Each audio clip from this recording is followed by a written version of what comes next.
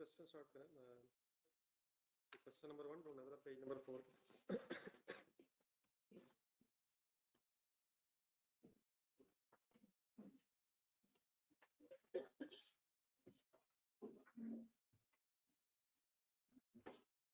देखा जरा कल वाली एंट्रीज रिवाइज कर रहे हैं।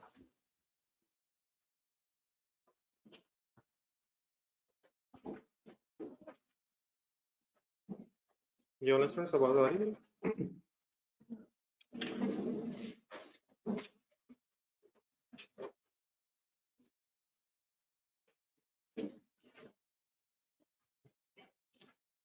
ये कल से रिलेटेड कंफ्यूजन तो नहीं कोई? क्वेश्चन स्टार्ट करने को कल वाली बातें समझ आ गई सारी?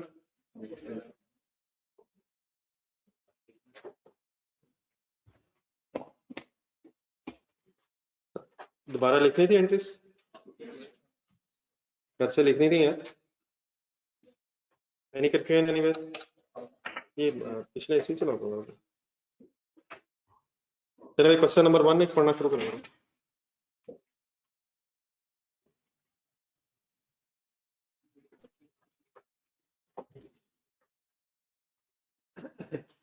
फर्स्ट लाइन से पढ़ा, पेन हाथ रखना। Machinery account at cost of a firm for 3 years ended 31st December 2014 appears as follows। एक मशीनरी का लेजर बना हुआ है, 3 सालों का डाटा दिया हुआ है, 2012, 13, 14, 12 का डाटा देखा हुआ है। 12 में ब्रॉड डाउन नहीं है, 1 जनवरी लिखा हुआ है, कैश लिखा हुआ है, नंबर 1 मींस मशीनरी नंबर 1 है, मशीन डेबिट कैश क्रेडिट, ठीक है। और फिर वही 50,000 as it is closing balance बन गया। 50,000 का जो क्लोजिंग बैलेंस है नेक्स्ट ईयर ब्रॉड डाउन बना 13 में। फिर एक 1 जुलाई 2013 को मशीनरी नंबर 2 खरीदी, मशीनरी डेबिट। समझ आ रहा है कैसे बना हुआ? क्लोजिंग बैलेंस हो गया टोटल 70,000 फिर ब्रॉड डाउन बना। फर्स्ट लाइन दोबारा देखें क्योंकि एसेट अकाउंट कॉस्ट पे बना हुआ, तो फिर डेप्रिसिएशन नहीं है इस वजह से। 14 में आके फिर ओपनिंग बैलेंस 70 में मशीनरी नंबर 3 ऐड हुई, तो 85,000 का क्लोजिंग बैलेंस हो गया एज ऑन 31 दिसंबर 2014। ठीक है, सबसे पहले एक लेजर दिया है। अब यही जो 85,000 है 1 जनवरी 2015 वाले दिन क्या बन जाएगा? ब्रॉड डाउन बन जाएगा। एक नेक्स्ट पैराग्राफ पढ़े छोटा सा। Depreciation at the rate of 20% on diminishing value basis simply means reducing balance method। reducing balance method में अगर रेट गिवन हो तो अब एज इट इज उस रेट को यूज करेंगे। फर्स्ट ईयर रेट किससे मल्टीप्लाई होगा और सेकंड ईयर से ऑनवर्ड्स WDV से। ठीक है, रिड्यूसिंग ये लिख लीजिएगा, diminishing balance method simply means reducing balance method की बात हो रही है। Depreciation at the rate of 20% on reducing balance method was accumulated in, तो इसको भी जरा अंडरलाइन करना, प्रोविजन फॉर डेप्रिसिएशन अकाउंट। ये provision for depreciation account simply एक alternate name of accumulated depreciation account है। रिक्वायरमेंट के नीचे एक नोट पढ़ लेना। एक्यूमुलेटेड डेप्रिसिएशन अकाउंट ऑल्टरनेटिवली कभी कभी प्रोविजन फॉर डेप्रिसिएशन अकाउंट भी बोला जाता है।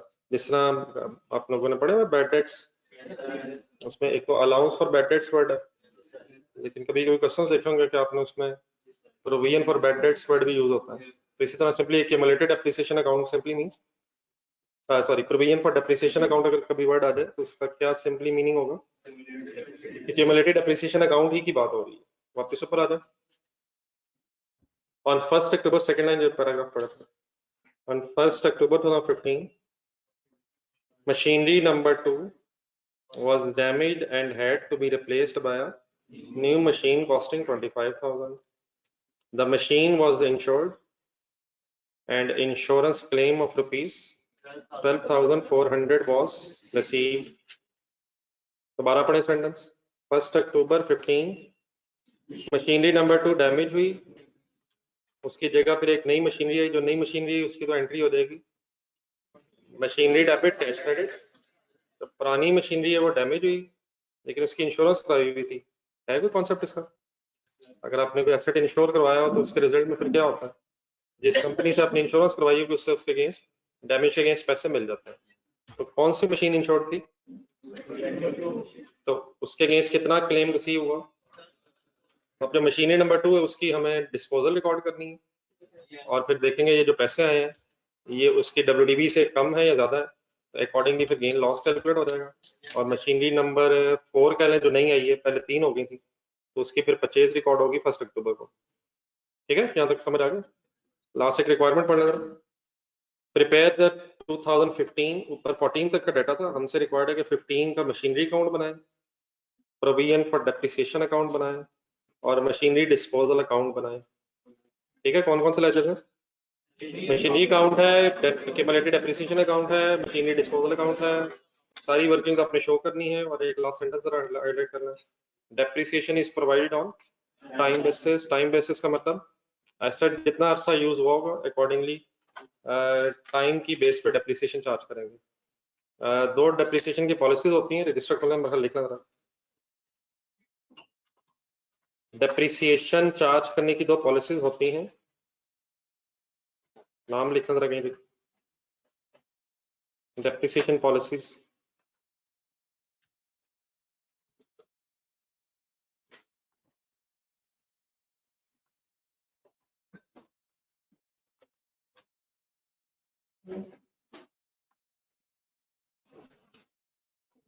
एक होती है टाइम बेसिस,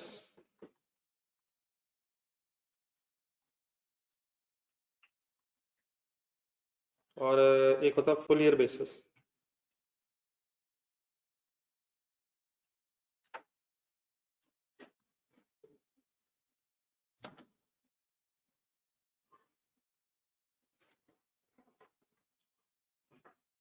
टाइम बेसिस में डेप्रिसिएशन आप कैसे चार्ज करेंगे, और फुल ईयर बेसिस सुने वर्ड कभी वैसे, जब भी नहीं सुने। तरह एक एग्जांपल लिखा, बात कर लेते हैं।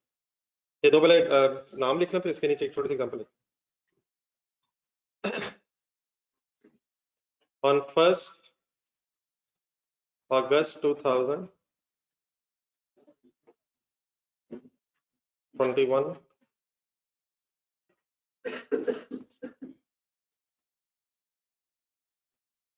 a machine costing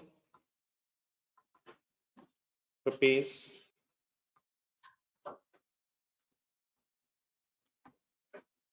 4 lakh is purchased. It has a useful life of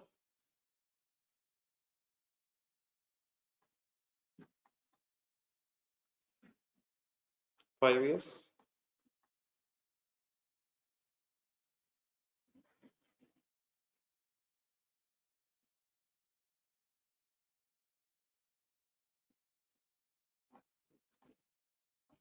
Residual value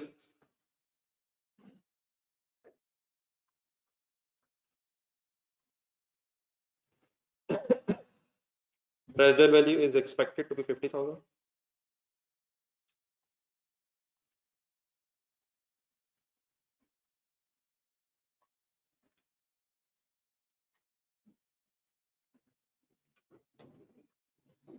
Company uses, business uses straight line method, like straight line method से working करते हैं।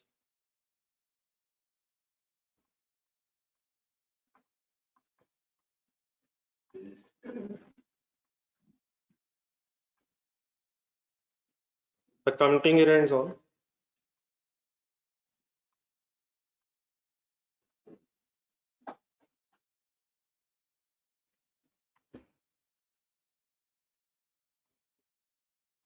31st December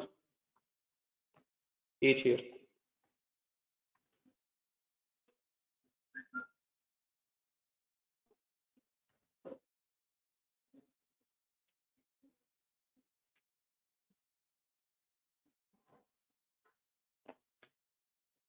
On 1st August 2021, a machinery costing 4 lakh is purchased. It has a useful life of 5 years. Residual value is expected 50,000.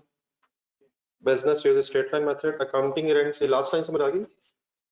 Accounting year कब and हो रहा है, means से accounting year हमारा start कब हो रहा होगा, 1 जनवरी से 31 दिसंबर तक। अब ये जो मैंने डाटा आपके सामने लिखा है, ये मशीनरी किस अकाउंटिंग ईयर में परचेज हुई है, किस अकाउंटिंग ईयर एंड में परचेज हुई है, किस अकाउंटिंग ईयर एंड में, किस साल में परचेज हुई है, 31 दिसंबर 2021 वाले साल में यूज हुई है। अब इसके साथ डेप्रिसिएशन कैलकुलेट करके बताएं कितनी बनती है इस साल की, इस साल की डेप्रिसिएशन सर, इस साल की, इस अकाउंटिंग ईयर की डेप्रिसिएशन। और सर बोलेंगे तो यही ना यार, कमाल हो गया। इस साल की डेप्रिसिएशन कैलकुलेट करें, इस साल की डेप्रिसिएशन यार। और नहीं यार, और बेटा इस साल की डेप्रिसिएशन ही चार्ज होनी है। ठीक है, जितना अर्सा यूज हुआ है उतने महीने की चार्ज कर दें। इस साल की डेप्रिसिएशन कैलकुलेट करें, इस साल की डेप्रिसिएशन कैलकुलेट करें। स्ट्रेट लाइन मेथड का फॉर्मूला बोलें। डेफिनेटली वो एक रेट वाला भी मैंने बताया था, 1 डिवाइड बाय यूजुअल लाइफ, लेकिन बाय डिफॉल्ट शायद फॉर्मूला ध्यान में रखें। रेट अब कभी जरूरत पड़ेगी तो फिर डिस्कस कर लेंगे। फॉर्मूला बोले sir, 4 lakh minus residual value divided by usual life. यहां तक एक सेकंड आंसर बता। 70,000। बट ये 70,000 डेप्रिसिएशन पर एनम है, पर एनम है, पूरे साल की है। लेकिन ये एसेट डेफिनेटली पूरा साल बेटा इस साल में यूज नहीं हुआ है। तो टाइम बेसिस यही है, टाइम बेसिस सिंपली यही होता है कि एसेट जितना अरसा ड्यूरिंग द ईयर यूज हुआ है उसके मुताबिक ही डेप्रिसिएशन चार्ज होनी चाहिए। तो डेफिनेटली चार्ज कितने मंथ्स की होनी चाहिए, ये 12 महीनों की है पर एनम।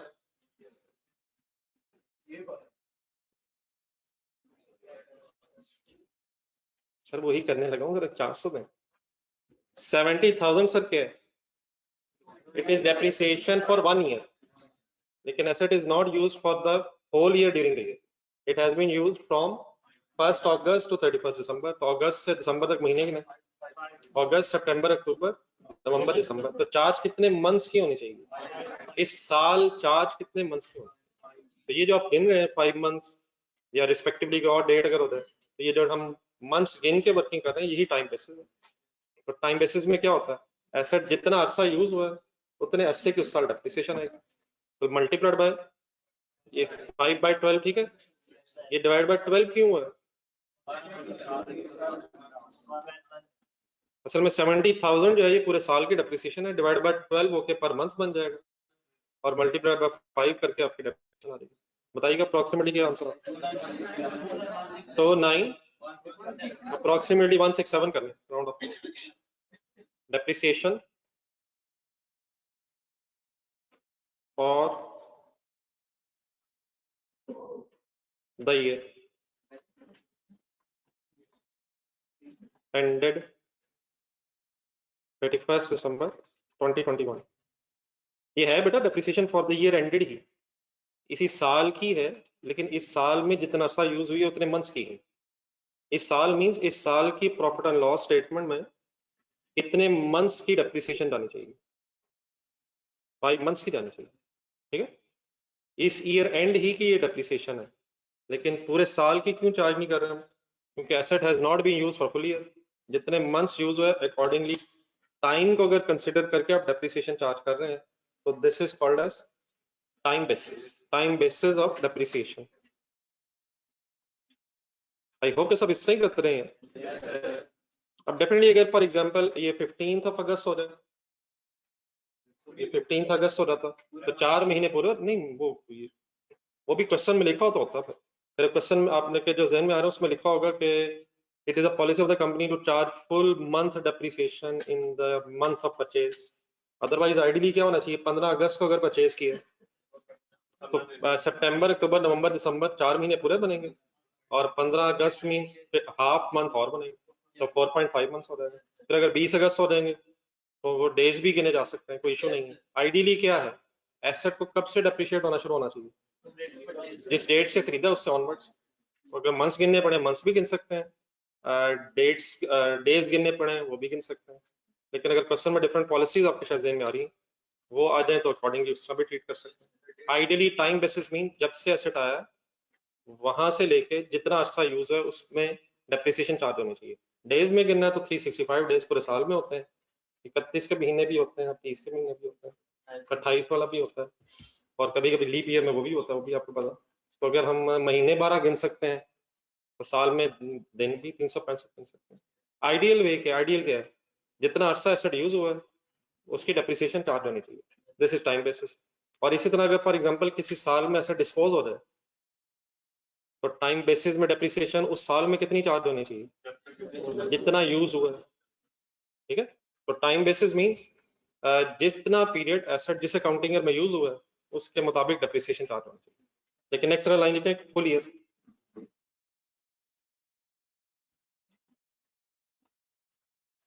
पॉलिसी ये दो मेन है, बाकी डेफिनेटली फिर क्वेश्चन में एग्जामिनर अगर कोई और वेरिएशन बताए तो अकॉर्डिंगली उसके वर्किंग कर लेंगे, तो वो इंशाल्लाह कंफ्यूजन नहीं होगी।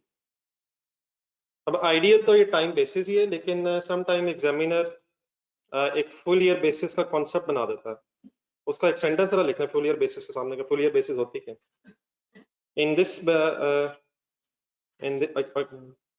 अकॉर्डिंग टू दिस पॉलिसी, इस तरह से लिखना है।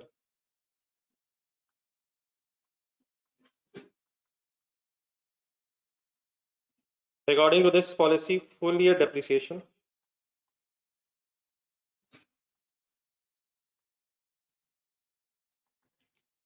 is charged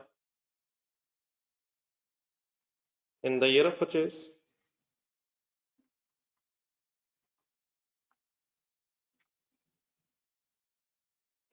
According to this policy, full year depreciation is charged in the year of purchase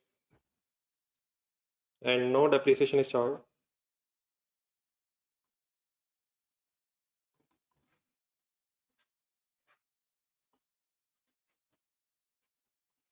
in the year of disposal.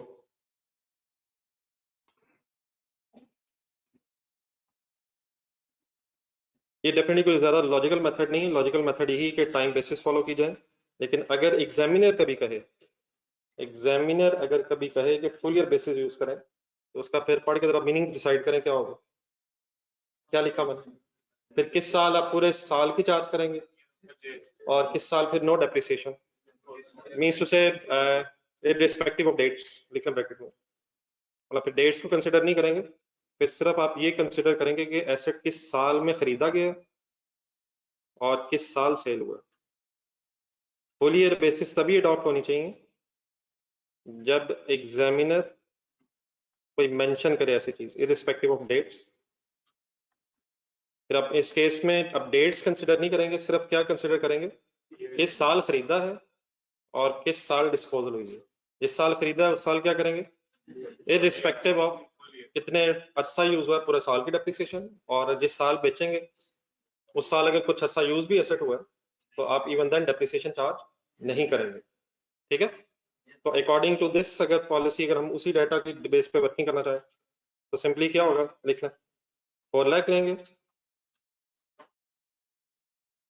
Minus residual value divide by 5, ठीक है sir. तो अब ये 70,000 को इंटू 5/12 भी करेंगे, ये कब करेंगे सर, ये टाइम बेसिस पे हो, लेकिन अगर हमारे क्वेश्चन में कहीं मेंशन हुआ हो कि फुल ईयर बेसिस है तो अब ये 70,000 ही की डेप्रिसिएशन चार्ज करेंगे। डेफिनेटली लॉजिकल वे नहीं है, कौन सा तरीका बेहतर है, टाइम बेसिस, और टाइम बेसिस को हमेशा बाय डिफॉल्ट आपने फॉलो करना। तो मैं सेंटेंस लिख भी देता हूँ, लेकिन एक समटाइम प्रॉब्लम ये भी आता है, ये नोट कर लिया था ऊपर एग्जांपल में। अगर मैं वापस आऊँ, अगर बेटा सपोजिशन लिखा हो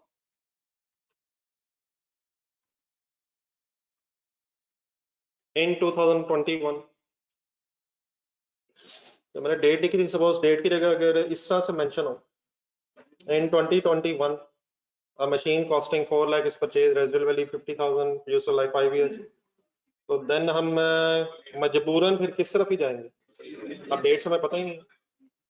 तो फुल ईयर पॉलिसी की तरफ सिर्फ आप कब जाएंगे, या तो एग्जामिनर कह दे और डेट्स फिर हो भी तो एग्जामिनर अगर कहे तो फुल ईयर पॉलिसी होगी, और या फिर डेट्स ही अवेलेबल नहीं है उनके, उस केस में फिर हमें मजबूरन फुल ईयर पॉलिसी पे जाना पड़ेगा।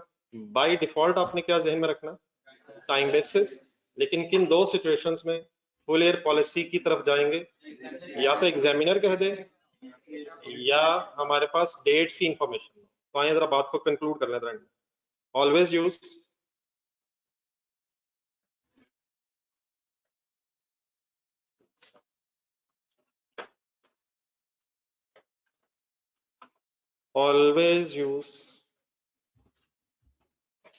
time basis policy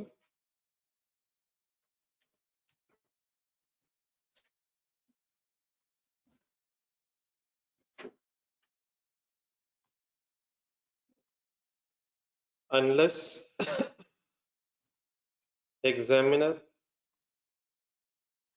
requires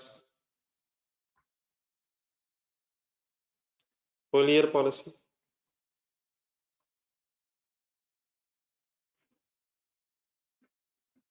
or dates are not available.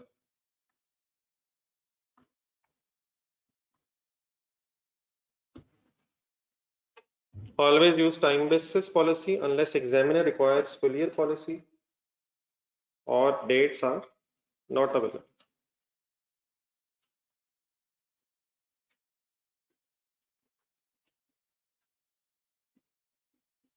जी फाइनली कोई मेरी बात में कंफ्यूजन?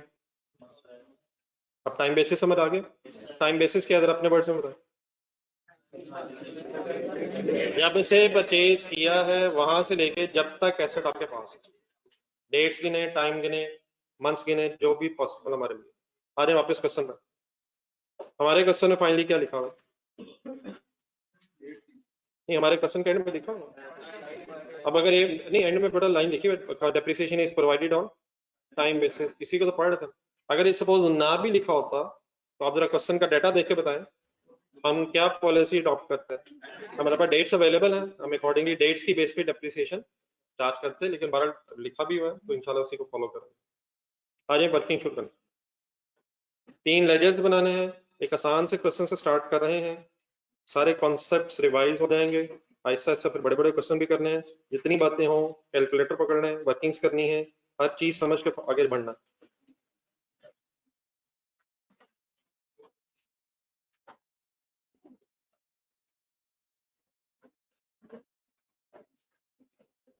ये बेटा अगर डेट्स दी भी होंगी फुल ईयर पॉलिसी में तो हम डेट्स को कंसिडर ही नहीं करेंगे।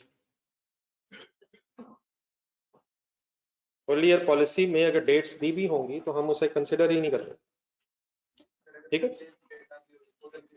तो सर बस एक ही काम कर सकेंगे हम, अगर उधर पॉलिसी फुल ईयर है तो उधर भी फुल ईयर ही होगी। ना करें इस तरह एग्जामिनर आपको ना फंसाना। ये क्वेश्चन नंबर 1, 2 लेजर्स आमने सामने खोल लें, मशीनरी अकाउंट और एक क्यूमुलेटेड एप्रिसिएशन अकाउंट।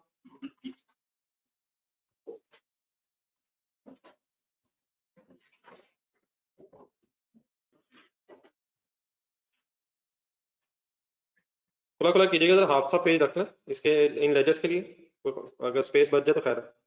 और फिर इन 2 लेजर्स के लिए जगह छोड़ के नीचे एक थर्ड लेजर डिस्पोजल अकाउंट खोलना।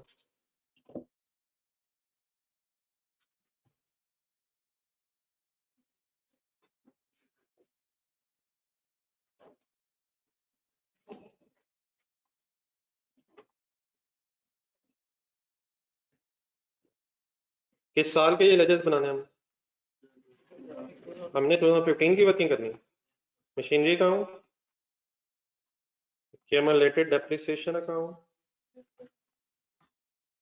प्रोविजन फॉर डेप्रिसिएशन अकाउंट लिखा हुआ है, आप क्यूमुलेटेड डेप्रिसिएशन वर्ड ही लिख लें, बस सिर्फ पता होना चाहिए कि provision for depreciation account simply means cumulated depreciation की बात होगी, तो आप वर्ड चाहे क्यूमुलेटेड डेप्रिसिएशन ही लिखें।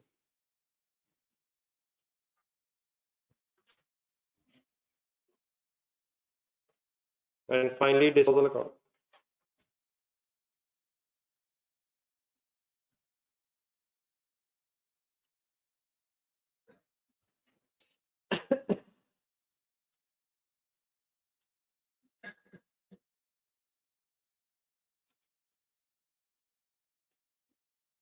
बेटा वो क्वेश्चन पढ़ते हैं, क्या हो गया, अभी करते हैं जो लिखा है उसके मुताबिक चलते हैं, जो क्वेश्चन में लिखा है उसके मुताबिक अभी क्वेश्चन शुरू करते हैं, डेट लिखी हुई है उसके मुताबिक वर्किंग कर लेंगे। जी 2015 की वर्किंग होनी है, रिक्वायरमेंट है सबके सामने। 2015 में बनाना है। अब ऊपर जो डाटा गिवन था एक लेजर का हमारे पास, उसके मुताबिक अगर देखें तो हमारा जो अकाउंटिंग ईयर है ये कहीं स्टार्ट में ऊपर लाइन में जरा लिखना है, अकाउंटिंग स्टार्ट कब हो रहा है और एंड कब हो रहा है।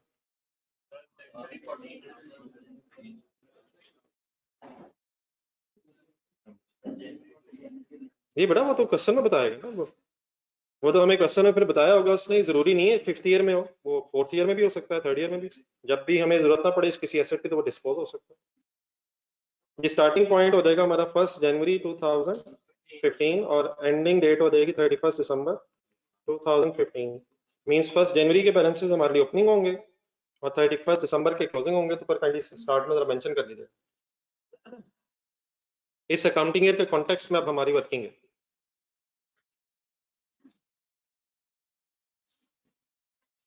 जी सर, क्वेश्चन का डाटा देखें, बताएं स्टार्टिंग पॉइंट क्या रखें, सबसे पहले क्या लिखें। मशीनरी के लेजर का कोई ब्रॉड डाउन बैलेंस होगा सर? कहीं नजर आ रहा है सर? ढूंढना है सर, कहाँ है? 31 दिसंबर 14 तक का लेजर बना के हमें गिवन है 85,000 ढूंढना। किस साल का सीडी है? 14 का सीडी है, 15 में ब्रॉड डाउन बनेगा।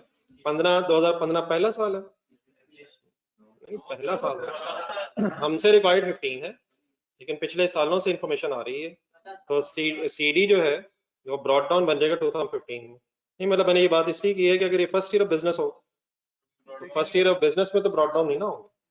ब्रॉड डाउन का मतलब क्या होता है? लास्ट ईयर का क्लोजिंग बैलेंस। तो अगर फर्स्ट ईयर है फिर तो ठीक है, लेकिन ये तो शायद 4th ईयर बनता है, 12, 13 एंड 14 के बाद 15 में हमें। जी बताएं जी, ब्रॉड डाउन के any confusion? Is it a brought down debit balance? ये सब कुछ क्लियर रखें कहीं जी। बाकी लेजर्स की तरफ एक करके हैं, इनका भी का ब्रॉड डाउन जी। क्यूमुलेटेड अप्रिसिएशन का ब्रॉड डाउन ढूंढने होता है वैसे क्यूमुलेटेड अप्रिसिएशन, लेकिन गिवन नहीं। ये जो क्वेश्चन में लेजर बना हुआ है ये जरा देखें दोबारा, उसने हमें मशीनरी अकाउंट कॉस्ट बना के दी है, नीचे डेप्रिसिएशन रेट्स वगैरह हैं, लेकिन शायद लेजर ऑफ एक्यूमुलेटेड अप्रिसिएशन बना नहीं हुआ। लेकिन वैसे जरा जहन में जरा विजुलाइज करें, पहला साल देखते हैं जो मशीनरी का लेजर का। मशीनरी के लेजर में मशीन नंबर 1 जो थी 1 जनवरी पे परचेज हुई है, तो इसकी फर्स्ट ईयर डेप्रिसिएशन चार्ज हुई होगी, लेकिन वो कितनी है वो शायद हमें खुद वर्किंग करनी पड़ेगी। सिमिलरली सेकेंड ईयर में मशीनरी नंबर 1 की भी डेप्रिसिएशन आएगी और मशीनरी नंबर 2 की भी 1 जुलाई से ऑनवर्ड्स आएगी, तो डेट्स वगैरह भी हमारे पास है। और इसी तरह मशीनरी नंबर 3 पर नेक्स्ट ईयर 3rd ईयर में आके, तब ये जो इन्फॉर्मेशन पिछले सालों की नहीं है हमारे पास, उसके लिए फिर हम अब वर्किंग नंबर 1 में चलते हैं। क्या ढूंढने के लिए कहाँ जाने लगे हम? एक्यूमुलेटेड एप्रिसिएशन का ब्रॉड डाउन गिवन नहीं है 2015 के स्टार्ट का, तो ये फिर हमें खुद अब वर्किंग करनी होगी। आ जाए जरा, डिस्पोजल अकाउंट की जगह रखना, वर्किंग नंबर 1 बनाए। इसका आइडिया है ना, ये working number 1 working number 2।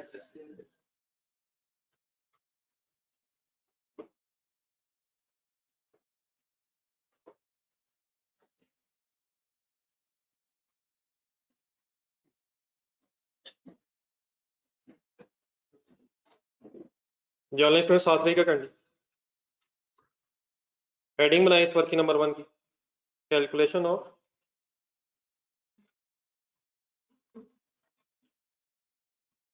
accumulated appreciation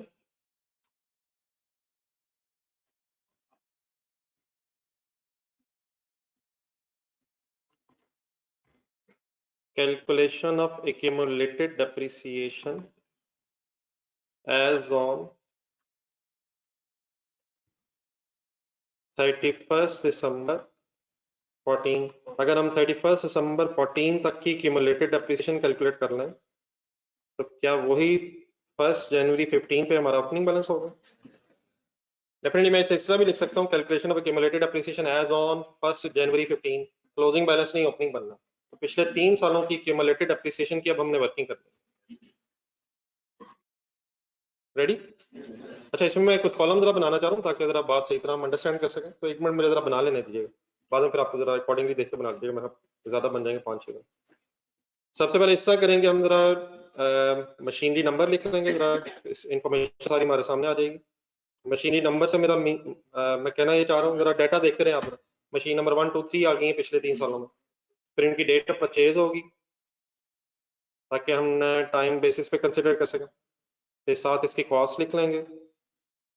method नीचे पढ़ने कौन सा था, रिड्यूसिंग बैलेंस का रेट दिया हुआ है, फिर उससे कॉस्ट से रेट मल्टीप्लाई करके और WDV से जिस तरह भी आप कहेंगे 2012 की, 13 की और 14 की डेप्रिसिएशन कैलकुलेट करके फिर इनका एक सम कर लेंगे।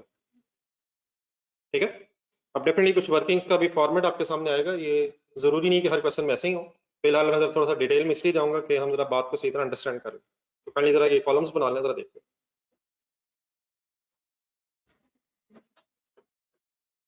वर्किंग्स का कोई हार्ड एंड फास्ट फॉर्मेट जरूरी नहीं होता, लेकिन वर्किंग्स ऐसे करनी चाहिए कि अंडरस्टैंडेबल आपके लिए भी हो जब कर रहे हैं आप, और आपके अलावा अगर कोई देखना चाह रहा हो तो उसे भी रीजनेबली समझ आ रही है कि आपने क्या वर्किंग की। तो इस वक्त जरा फर्स्ट क्वेश्चन है, इसलिए जरा थोड़ा सा हम डिटेल में जरा एक्सप्लेन कर लेते हैं।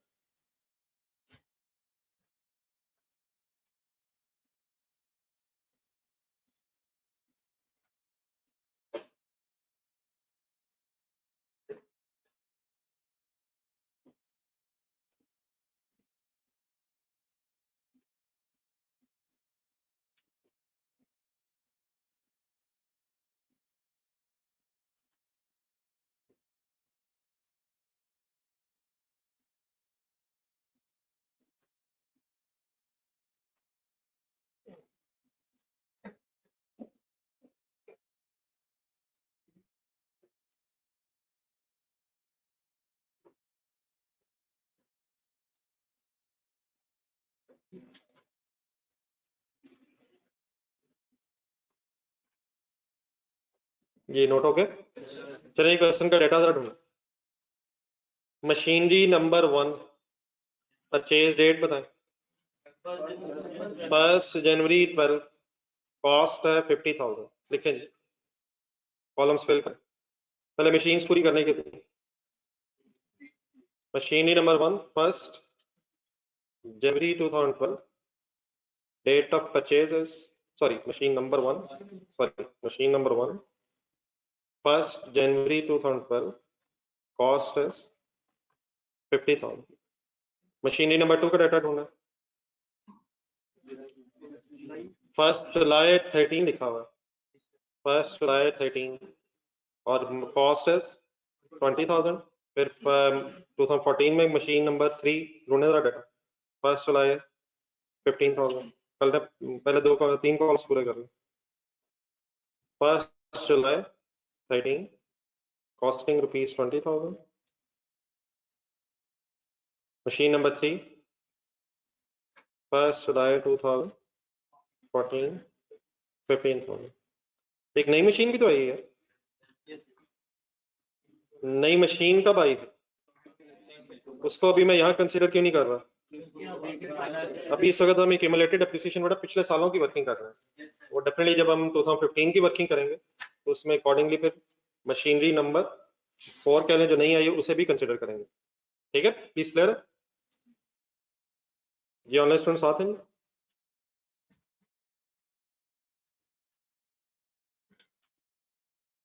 चलिए कैलकुलेटर पकड़े। अब 20% हमारा रेट है, रिड्यूसिंग बैलेंस मेथड है, टाइम बेसिस फॉलो करना है। पहले मशीनरी नंबर मशीनरी नंबर 1 जरा कंप्लीट करवा दो। मशीनरी नंबर 1 परचेज कब हुई है? 1 जुलाई 2012। प्लीज यूज कैलकुलेटर, कैलकुलेटर पकड़ना। 50,000 की ये मशीन थी, रिड्यूसिंग बैलेंस मेथड है, फर्स्ट ईयर रेट कॉस्ट से ही मल्टीप्लाई होना है, तो 50,000 मल्टीप्लाइड बाय, वर्किंग करें वर्किंग करें, कितनी डेप्रिसिएशन बनी? तो 2012 के कॉलम में लिखें 10,000, बल्कि सॉरी इन तीनों कॉलम्स की जरा एक हेडिंग बना लें, डेप्रिसिएशन। इन 3 कॉलम्स में पर हेडिंग बना लें, डेप्रिसिएशन इनमें कैलकुलेट होनी है। बन जाएगी जगह थोड़ी सी। ये 50,000 इंटू 20%, डेफिनेटली सारी वर्किंग्स 20% मल्टीप्लाई करना वो शायद टाइम वेस्टिंग भी हो जाएगा। वर्किंग सिर्फ अब शो हो रही है, तो कैलकुलेटर पे करनी वर्किंग साथ साथ कीजिएगा प्लीज। सबको पता 10,000 कैसे है? बोल दे जरा कैसे है 50,000 इंटू 20%, इसी को जरा कंप्लीट करवा दे। नेक्स्ट ईयर क्या करेंगे? 50,000 माइनस 10,000, रिड्यूसिंग बैलेंस मेथड है, फर्स्ट ईयर 8 कॉस्ट से मल्टीप्लाई हुआ है। अब WDV बनाया 50,000 माइनस 10,000 और मल्टीप्लाइड बाय 20%, 8,000 हो जाएगा। Okay sir? 50 minus 10 means 40 multiplied by 20%, 8,000। 14 में कैसे वर्किंग होगी? बोलना प्लीज। 50 माइनस 18 हो जाएगा, टोटल 32 हो जाएगा। तो 32,000 इंटू 20% मीन्स 6,400। जी ऑनलाइन स्टूडेंट्स आप लोगों ने कर the working? First year 8 cost से मल्टीप्लाई होता है और सेकेंड ईयर से ऑनवर्ड WDV से रेट मल्टीप्लाई हो रहा है। इन तीनों का सम कर दे जरा। 24,400। इट मींस मशीनरी नंबर 1 पिछले 3 सालों में टोटल 24,400 रुपीज डेप्रीशिएट हो चुकी होगी based on 20% reducing balance method. Done है सर? मशीन 2 शुरू करें, लेकिन सबसे पहले एक छोटा डिसीजन ले लें। 1 जुलाई 13 पे मशीनरी परचेज हुई है, तो 2012 में भी डिप्रिसिएशन आएगी। 1 जुलाई 13 पे अगर मशीनरी परचेज हुई है तो 12 में भी डिप्रिसिएशन आएगी, 12 में भी आएगी, परचेज होने के बाद ही आएगी। नहीं तो 12 में इसकी डिप्रिसिएशन ही आएगी, 13 से ऑनवर्ड शुरू होगी। और 13 में भी जरा गौर से देखें, 20,000 लिखें कैलकुलेटर पे। 20,000 मल्टीप्लाई बाय 20%, प्लीज अपनी अपनी वर्किंग करें। 20,000 इंटू 20%, लेकिन मल्टीप्लाइड बाय 6/12 क्यों हो रहा है? ये गिना करें प्लीज, मंथ्स गिने आप लोग, ये 5 नहीं बनते, काइंडली काउंट किया करें। जुलाई, अगस्त, सितंबर, अक्टूबर, नवंबर, दिसंबर, हमेशा प्लीज काउंट करें आप लोग अभी इनिशियली वर्किंग करते हो। ये बात समझ आ रही प्लीज? 12 में क्यों नहीं आ रही? 12 में एसेट ही नहीं है, 13 में डेप्रिसिएशन आनी है, लेकिन 13 में भी 1 जुलाई का एसेट खरीदा, तो 20,000 into 20% but multiplied by 6/12 means 2,000 depreciation बनेगी। ऐसे ही है? नेक्स्ट ईयर क्या करूं? 20,000 minus 2,000 multiplied by 20% is equal to 3,600। Please calculator पे वर्किंग हो रही है, अपने कैलकुलेटर पे करें।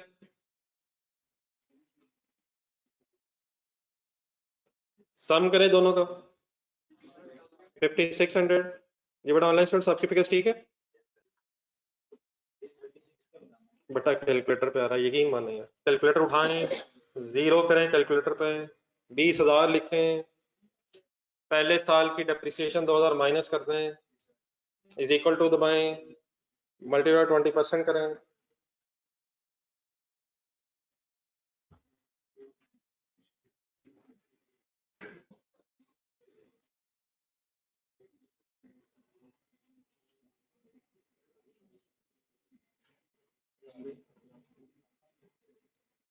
और बेटा 20% का मतलब 0.2 है यार, 0.2 कर ले, 20 ढूंढा, फिर परसेंटेज के लिए शिफ्ट के बटन दबा रहे हैं। जी हो शुरू करें सर। 20,000 लिखें सर कैलकुलेटर पे, मल्टीप्लाइड बाय 20% रेट करें सर। लेकिन पहला साल में 1 जुलाई को ही एसेट आया, तो 6/12 से मल्टीप्लाई कर दें, तो 2,000 रुपया डेप्रिसिएशन आ जाएगी। फिर 20,000 माइनस 2,000 मल्टीप्लाइड बाय 20%, 3,600 डेप्रिसिएशन आ जाएगी। ये कंप्लीट है प्लीज सबका? ये मशीन नंबर 3 करें जी काइंडली, ये इंडिविजुअली करा दो। मशीन नंबर 3 आपस की बेटा डिस्कशंस प्लीज खत्म करें यार। मशीन नंबर 3 की डेप्रिसिएशन 12 और 13 में क्यों नहीं आएगी? 14 कंप्लीट करें जरा, डेट खुद से पढ़ के फाइनल करें। 15,000 multiplied by 20%, but once again 1 जुलाई है, ये 6 काउंट हो गया सबके, तो इज इक्वल टू 1,500। तो इसका अभी एक ही साल गुजरा था, तो देयरफॉर इसकी depreciation total 1,500 as it is आ जाएगी।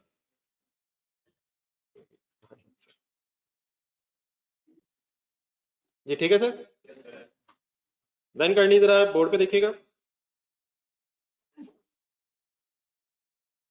ये जरा लास्ट 4 कॉलम्स का टोटल कर लें, जरा कॉलम्स का टोटल कर लें।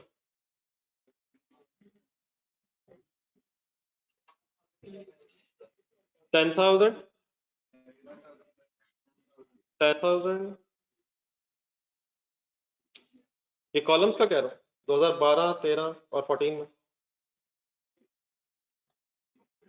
11,500 बेटा कॉलम्स का टोटल करना है, और फाइनली ग्रैंड टोटल कर लें 31,500।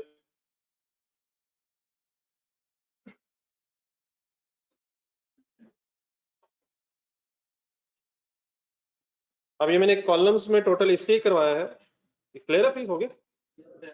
अब अपने जहन में जरा कि क्यूमुलेटेड डेप्रिसिएशन का लेजर खोलने की कोशिश करना, जरा खुलता है लेजर जहन में? सर खुलता है सर? अगर नहीं खुल रहा सर हिम्मत करें, डॉक्टर नहीं अब हम अकाउंटेंट बनने लगे सर। खुल गया है सर, ऊपर क्या लिखा नजर आ रहा है? क्यूमुलेटेड डेप्रिसिएशन 2012 से ये क्वेश्चन में इंफॉर्मेशन हमारे पास है, तो 2012 की डेप्रिसिएशन है 10,000, इसकी जरा एंट्री बोला। डेप्रिसिएशन डेबिट एक्यूमुलेटेड डेप्रिसिएशन के लेजर में 10,000 क्रेडिट साइड पे आएगा और वही सीडी बन जाएगा फर्स्ट ईयर एंड पे। नेक्स्ट ईयर का ब्रॉड डाउन उठाएं जहन में, 10,000 ये ब्रॉड डाउन बन जाएगा। अब 2013 की डेप्रिसिएशन भी 10,000 है, उसकी भी एंट्री होगी depreciation debit accumulated depreciation credit. तो आफ्टर 2 इयर्स फिर क्लोजिंग बैलेंस 20,000 एक्यूमुलेट हो जाएगा, फिर 20,000 ओपनिंग बनेगा, फिर 11,500 की डेप्रिसिएशन चार्ज होने के बाद फाइनली 31 दिसंबर 14 पे 31,500 का जो क्लोजिंग बैलेंस बनेगा वो हमारे लिए 2015 के स्टार्ट पे ओपनिंग एक्यूमुलेटेड डेप्रिसिएशन बन जाएगी। तो बात समझ आइए मेरी, तो बेटा ट्राई करने से ये इंशाल्लाह होपफुली अब जहन में भी वर्किंग होनी चाहिए। तो आ जाए जरा लेजर्स की तरफ। पिछले सालों का लेजर रिक्वायर्ड नहीं इसलिए कि हम लेजर बना के टाइम वेस्ट करें, ये रिक्वायर्ड नहीं है, लेकिन कॉन्सेप्ट डेफिनेटली क्लियर होना चाहिए। So what is the finally brought down of 2015? 31,500.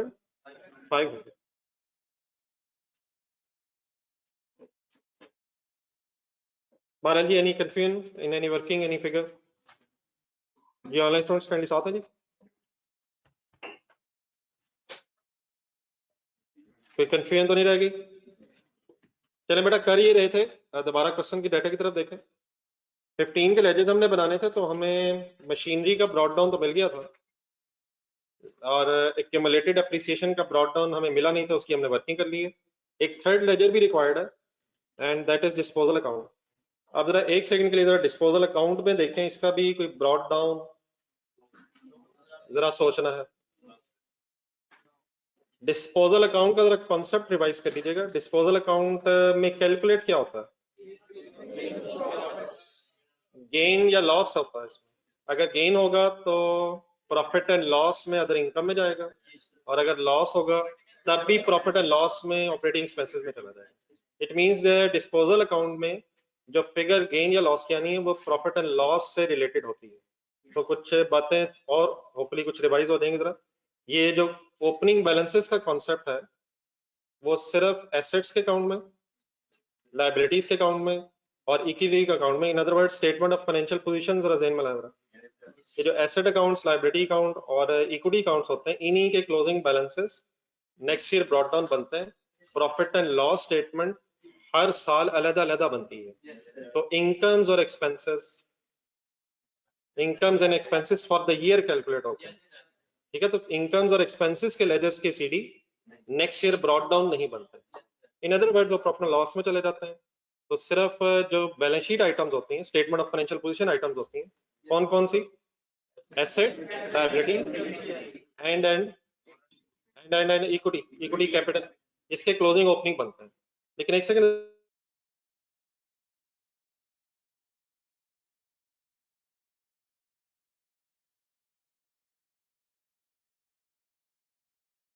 इसका भी तो फिर क्यूमुलेटेड एप्रिसिएशन अकाउंट देखो।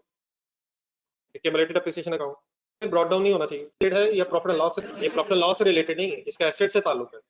ये एसेट ही एसेट अकाउंट में रिडक्शन की रिफ्लेक्शन कर रहा है।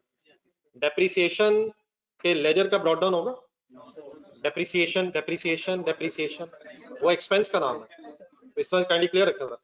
इसी तरह जो बैड डेट्स होते हैं, आप कह रहे थे अपने बैड डेट्स का पता हुआ आपको, bad debts for the year है, लेकिन जो अलाउंस फॉर बैड डेट है वो डेटर्स में उसका इफेक्ट डेटर्स से लेस होते हैं। तो debtors statement of financial position की चीज है, अलाउंस का भी ब्रॉट डाउन होगा, एक्यूमुलेटेड डेप्रिसिएशन का भी होगा, क्योंकि स्टेटमेंट ऑफ फाइनेंशियल पोजीशन से रिलेटेड है। तो किन लेजर्स के ब्रॉट डाउन नहीं होते? जो इनकम्स और एक्सपेंसेस से रिलेटेड होते हैं, इन अदर वर्ड्स जो प्रॉफिट एंड लॉस में जाते हैं। ये मैंने कोई नई चीज बताई है, आइडिया है? मेरा ख्याल एक छोटा सेंटेंस मेरी तरफ से इधर लिखना, मेरी तरफ मींस ताकि मैं भी कह सकूं मैंने भी बताया था। ये लेजर्स के नीचे जाए जरा भाई, बन जाएगी एक लाइन, डिस्पोजल अकाउंट के नीचे एक नोट लिखा छोटा सा, इनकम्स एंड एक्सपेंसेस आर, एक नोट लिखना है,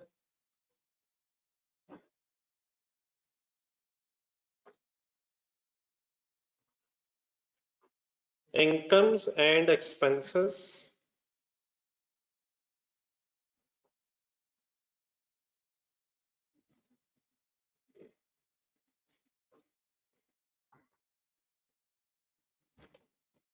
are calculated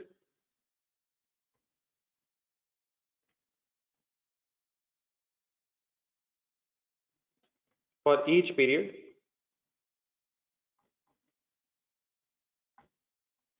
separately.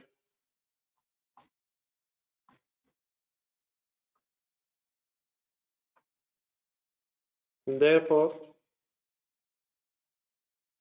in these ledgers,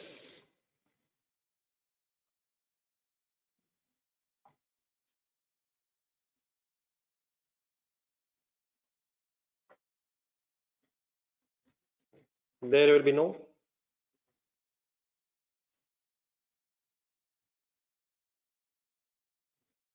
brought down BD balances.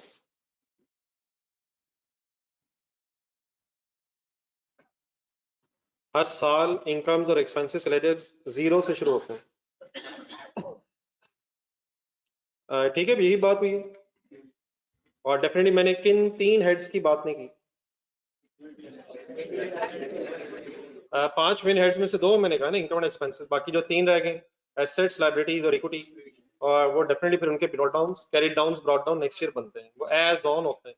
Statement of financial position के ऊपर अगर याद आ जाए कुछ, एज ऑन लिखा होता है, एज ऑन मींस वो ईयर एंड में बनती है, फिर नेक्स्ट ईयर स्टार्ट हो जाती है, लेकिन हमेशा स्टेटमेंट ऑफ प्रॉफिट लॉस पे for the year ended, for the year या फॉर द मंथ, पीरियड से रिलेटेड होती है। नॉर्मली आप लोगों ने मेरा फॉर द ईयर पढ़ा होगा, फॉर द ईयर एंडेड, तो for the year ended profit and loss हर साल का अलग अलग बनता है, और स्टेटमेंट ऑफ फाइनेंशियल पोजीशन किसी एक डेट पे एंड हो जाती है, फिर वो नेक्स्ट डेट से दोबारा स्टार्ट हो जाती है।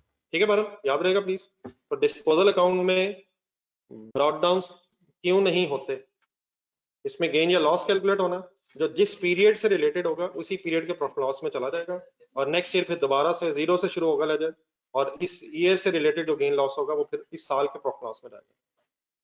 ठीक है जी, चलिए आप क्वेश्चन का मेरा ख्याल डेटा हमने ब्रॉट डाउन के एंगल से देख लिया, बाकी फिर अब एक नेक्स्ट पैराग्राफ दिया हुआ लेजर के नीचे, आइए जरा उसको अप्लाई करके देखते हैं।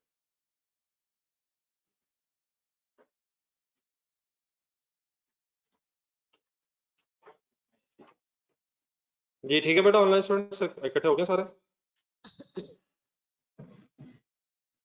ये डेप्रिसिएशन रेट दिया हुआ था, उसके नीचे अब 2 लाइंस रह गई हैं, इसमें सारी अब डिस्पोजल रिवाइज होने लगी आपकी, जो कल बातें हुई सारी एंट्रीज आ रही हैं, तो फुल कंसंट्रेट करने कीजिएगा। 1 अक्टूबर 15 है, मशीनरी नंबर 2 डैमेज हुई है और उसकी जगह नई मशीनरी आ गई है। पहले जरा नई मशीनरी की एंट्री कर लें, जरा लेजर में लिखना है।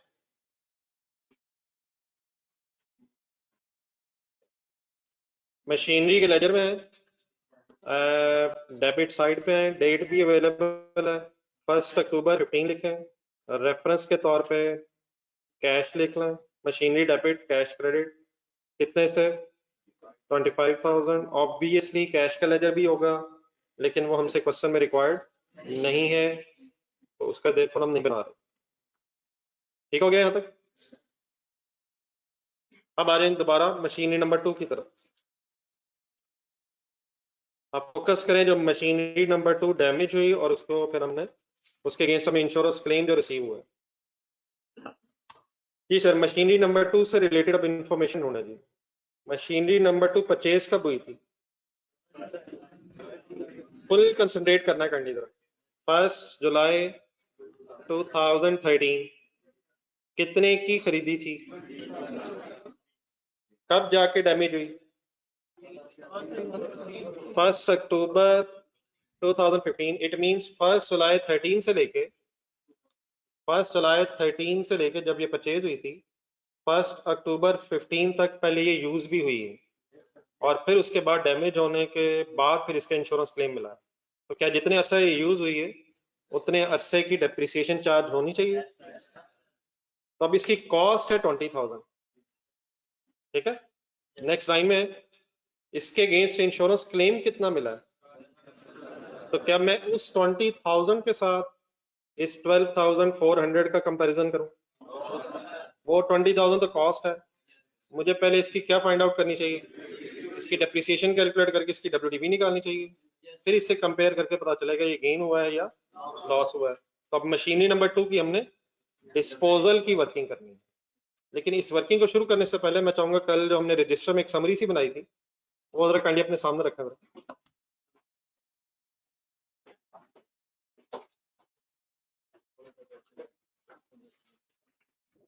सबसे पहले तो आप ये बताएं, ऊपर जो लेफ्ट और राइट साइड पे स्टार्ट में हेडिंग्स लिखी हुई हैं, ये separate laser of accumulated appreciation वाला क्वेश्चन है या नो सेपरेट लेजर वाला? इट मींस शायद आप राइट साइड पे देखेंगे, राइट साइड पे आपने जो लिखा, फिर देन उसके बाद आपने 2 सब हेडिंग्स और लिखी हैं 1 और 2 करके। क्या हमारे इस क्वेश्चन में लेजर्स रिक्वायर्ड है? इट मींस शायद नीचे आ जाएंगे आप, नीचे राइट साइड पर आ रहे हैं। इट मींस आपको ये 3 एंट्रीज आप ध्यान में लानी है। कौन कौन सी जरा देखना जरा।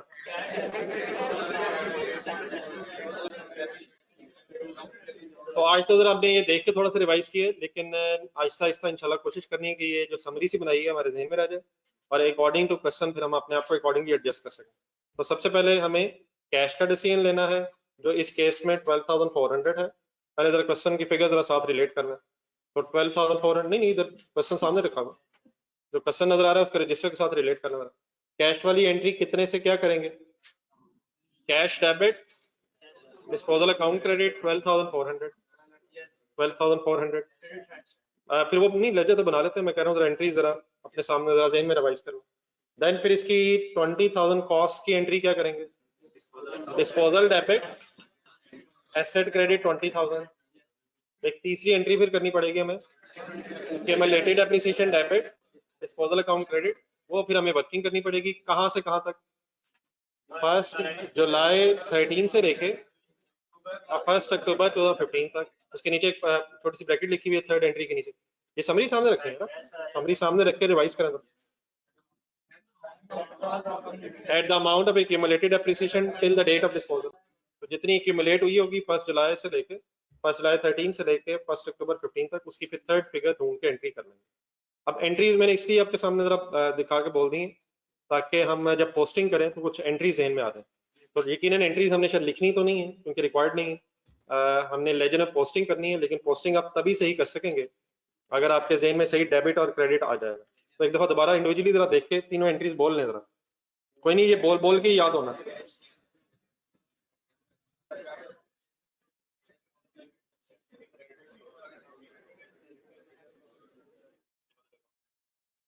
चले आ जाए क्वेश्चन की तरफ आ जाए, और एक एक फिगर जो जो मिल रही है उसको तो पहले काउंट फॉर करें। ये सबसे पहले मेरा ख्याल है 12,400 की एंट्री कर लें, बोलते एंट्री। अच्छा, मैंने बार बार आपसे कहना बोले एंट्री, तो यकीनन आप बार बार प्लीज बोले ताकि ये बात खत्म हो, याद हो, ये प्लीज बोले। कैश का लेजर डेफिनेटली यकीनन इफेक्ट होगा, लेकिन वो रिकॉर्ड नहीं है। कैश ने डेबिट होना है, उसका सेकंड इफेक्ट डिस्पोजल अकाउंट में किस तरफ लिखूं? क्रेडिट साइड पे। एंट्री पूरी बोल के लिखेंगे तभी समझ आनी है, पोस्टिंग वरना कंफ्यूज करेगी। कैश डेबिट है, डिस्पोजल क्रेडिट है, हम डिस्पोजल अकाउंट बना रहे हैं। डन है सर? दूसरी एंट्री की तरफ जाएं। अब एसेट मींस यहाँ मशीनरी है, और ये दोनों लेजर्स अब इफेक्ट होने हैं। डिस्पोजल अकाउंट डेबिट कितने से? 40,000। डिस्पोजल अकाउंट में रेफरेंस मशीनरी आएगा, machinery. Second effect disposal account debit, machinery account credit. Disposal account में जाएं, सॉरी मशीनरी अकाउंट में जाएं, किस तरफ जाएं, क्रेडिट साइड पे जाएं। रेफरेंस क्या लिखें, एसेट अकाउंट के अंदर ना डेट जरा लिख लीजिएगा ताकि जब डेप्रिसिएशन चार्ज करें तो नजर आ जाए। डिस्पोजल की डेट क्या है, 1 अक्टूबर 15। तो रेफरेंसेस काइंडली प्लीज सही देख के जरा डबल एंट्री बोले, disposal debit, machinery credit, references भी काइंडली सही लिखें।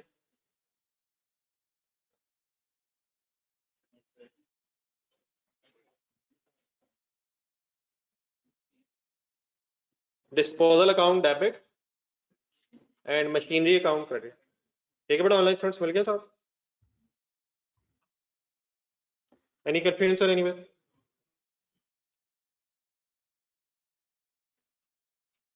यहाँ तक जरा इकट्ठे हो रहे काइंडली।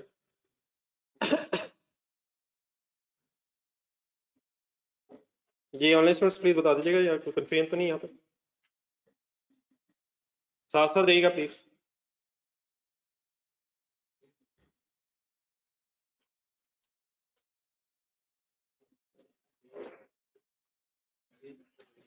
जी सर, आप पहले काइंडली जरा एक नजर डिस्पोजल अकाउंट की फिगर्स खुद से देखें जरा। क्रेडिट साइड पे कैश है, ऐसे ही है, और डेबिट साइड पे एसेट की कॉस्ट है। तो क्या कुछ रहता है, क्या रहता है, कौन सी एंट्री की फिगर्स रहती हैं? अब इसकी हमें बेटा फिगर की वर्किंग करनी पड़ेगी। इसको हमने एक्यूमुलेट करना पड़ेगा कि 1 जुलाई 13 से लेके 1 अक्टूबर 15 तक की डेप्रिसिएशन कितनी बनती है। लेकिन अमाउंट से पहले जरा रेफरेंसेस कम से कम लिख लेंगे किस लेजर में किधर किधर आने हैं। जरा एंट्री बोल के जरा रेफरेंसेस लिख लें। एक्यूमुलेटेड डेप्रिसिएशन डेबिट है, एक्यूमुलेटेड डेप्रिसिएशन के लेजर में फिगर डेबिट साइड पे आनी है। रेफरेंस डिस्पोजल अकाउंट आ जाएगा, और डिस्पोजल अकाउंट में रेफरेंस एक्यूमुलेटेड डेप्रिसिएशन का क्रेडिट साइड पे आ जाएगा।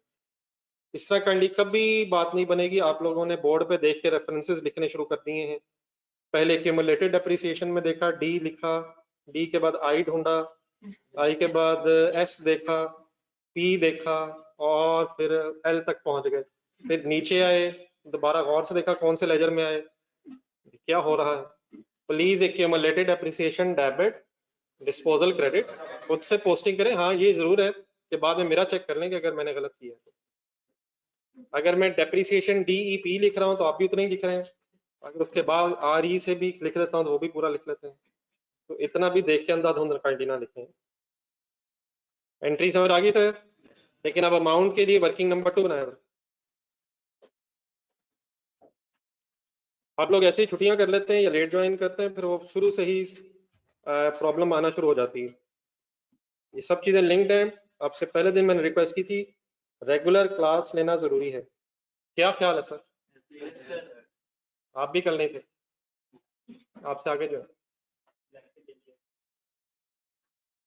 यहाँ मुझे नजर नहीं आया। मुझे पढ़ना है, पढ़ के तो आप आ रहे हैं। ये तो हो ही नहीं सकता कि आप पढ़े बगैर आए। वर्किंग नंबर 2 कर क्या रहे हैं सर हम? इसकी कोई हेडिंग लिखवाएं जरा, ढूंढ क्या रहे हैं? हाँ जी, सेंटेंस बनाए cumulated appreciation of disposal.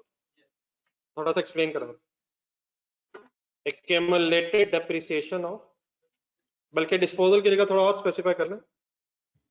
accumulated depreciation of accumulated depreciation of machine number 2's disposal, machine number 2 which is disposed of।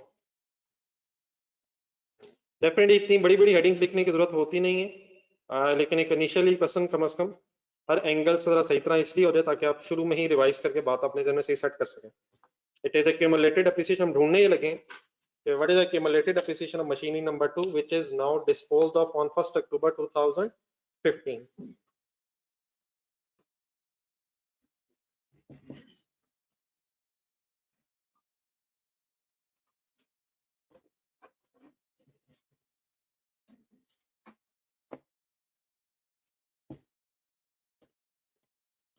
ये हेडिंग लिख ली सर। अच्छा बेटा, इसका एक शॉर्टकट तो है, मेरे ख्याल पहले शॉर्टकट से देख लें, लेकिन मैं चाहूंगा जरा थोड़ा सा हम और एक्सप्लेन इसलिए करने के नेक्स्ट क्वेश्चंस में करना पड़ना है। अपनी तरह वर्किंग नंबर 1 में है, कुछ वर्किंग शायद होगी भी है। वर्किंग नंबर 1 में जरा मशीन नंबर 2 देखें। मशीन नंबर 2 5600 जरा ढूंढें। ये कब से कब तक की क्यूमुलेटेड एप्रिसिएशन ऑलरेडी है? 1 जुलाई 13 से लेके 2013 से लेके 31 दिसंबर 14 तक की ऑलरेडी ये है। It means 1 year and 6 months की तो ये ऑलरेडी क्यूमुलेट हुई है। तो मेरा तो ख्याल यही टोटल भी है। ये टिल डिस्पोजल डेट नहीं है। क्या ड्यूरिंग द ईयर 2015 भी ये मशीन कुछ अर्सा यूज हुई है? देखें कस्टमर डेट्स पढ़ना, ये डिस्पोजल डेट इसकी क्या है? 1 अक्टूबर डिस्पोजल डेट है। तो क्या 2015 वाले साल में भी ये एसेट कुछ अर्सा यूज हुआ है? जरा काउंट करके बताएं कौन से महीने यूज हुआ है, कौन से महीने यूज हुआ है? ये डैमेज होने से पहले यूज हुआ होगा या डैमेज होने के बाद? ये भी क्लियर रखें। मीन्स से हमें जनवरी, फरवरी, मार्च, अप्रैल, मई, जून, जुलाई, अगस्त, सितंबर, 1 अक्टूबर है, अक्टूबर काउंट नहीं करेंगे। अगर फॉर एग्जांपल अक्टूबर भी एंड हो गया तो ऑब्वियसली पे 10 हो जाता है, लेकिन अक्टूबर का स्टार्ट था तो सितंबर तक कितने मंथ्स और गुजरे? दोबारा वर्किंग 1 देखें। वर्किंग 1 में 5600 31 दिसंबर 14 तक की क्यूमुलेटेड ऑलरेडी है। अगर उसमें 9 मंथ्स की फर्दर ऐड हो जाए तो शायद हमारे पास डिस्पोजल डेट की टोटल एक्यूमुलेटेड डेप्रिसिएशन आ जाएगी। समझ आ गए यहाँ तक? जरा लिख के थोड़ा करना, आपस में नहीं प्लीज, एक एक बात सही तरह समझ के करें, आपस में प्लीज कोई बहस नहीं। तो बात ना समझ आए तो करनी मुझसे डिस्कस करें। एक सेंटेंस लिखे नहीं पहला आके वर्किंग नंबर 2 में, accumulated depreciation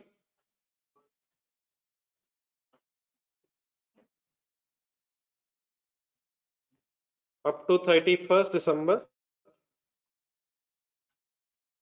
2014। ये फिगर वर्किंग नंबर 1 से हम ले रहे हैं।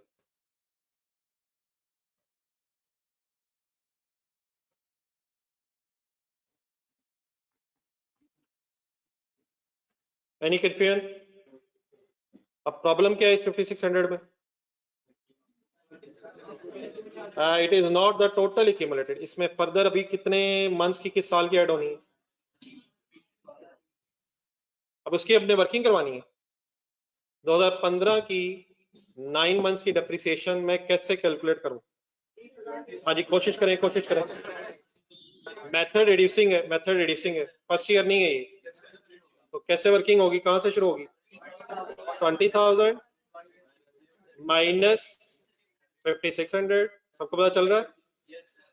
5600 ऑलरेडी डेप्रिशिएट होगी थी, पहले मैं WDV बना रहा हूँ, और मल्टीप्लाइड बाय 20% और मल्टीप्लाइड बाय 9 गिन लिए सबने, जनवरी से सितंबर तक 2160।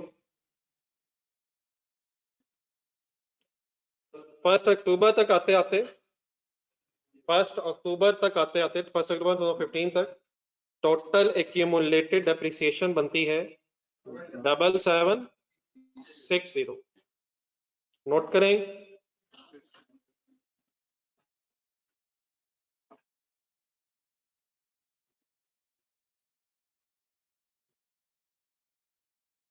सॉल्व किया करें candy figure.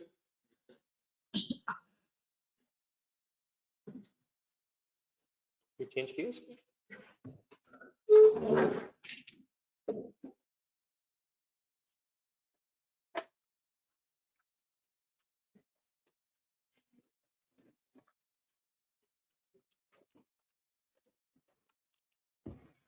Any confusion in this working, sir?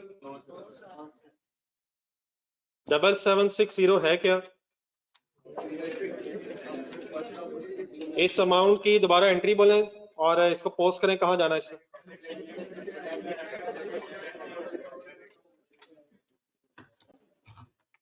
इस अमाउंट को पोस्ट करें जहां जहां इसने जाना। 7760 accumulated appreciation debit, disposal account credit, references लिख लिए थे हमने, फिगर लिखे इसके सामने। जी बेटा ऑनलाइन स्टूडेंट्स आप लोगों को समझ आ गए?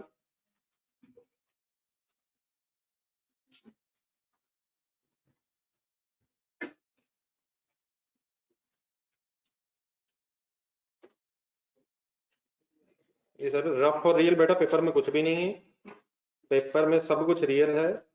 वर्किंग इसी तरह साफ सुथरी करेंगे पेपर में भी है, जिस तरह हम क्लास में बेटा करेंगे इस तरह पेपर में करेंगे। रफ वर्किंग का क्या मतलब हुआ? ये सब कुछ रियल है सर, अदनान साहब कुछ भी रफ नहीं है। 7760, तो जिस बेटा तरीके से कोशिश करें इसी तरीके से फिर अपने एग्जाम में भी इंशाल्लाह ट्राई करना। Accumulated appreciation debit and disposal account credit.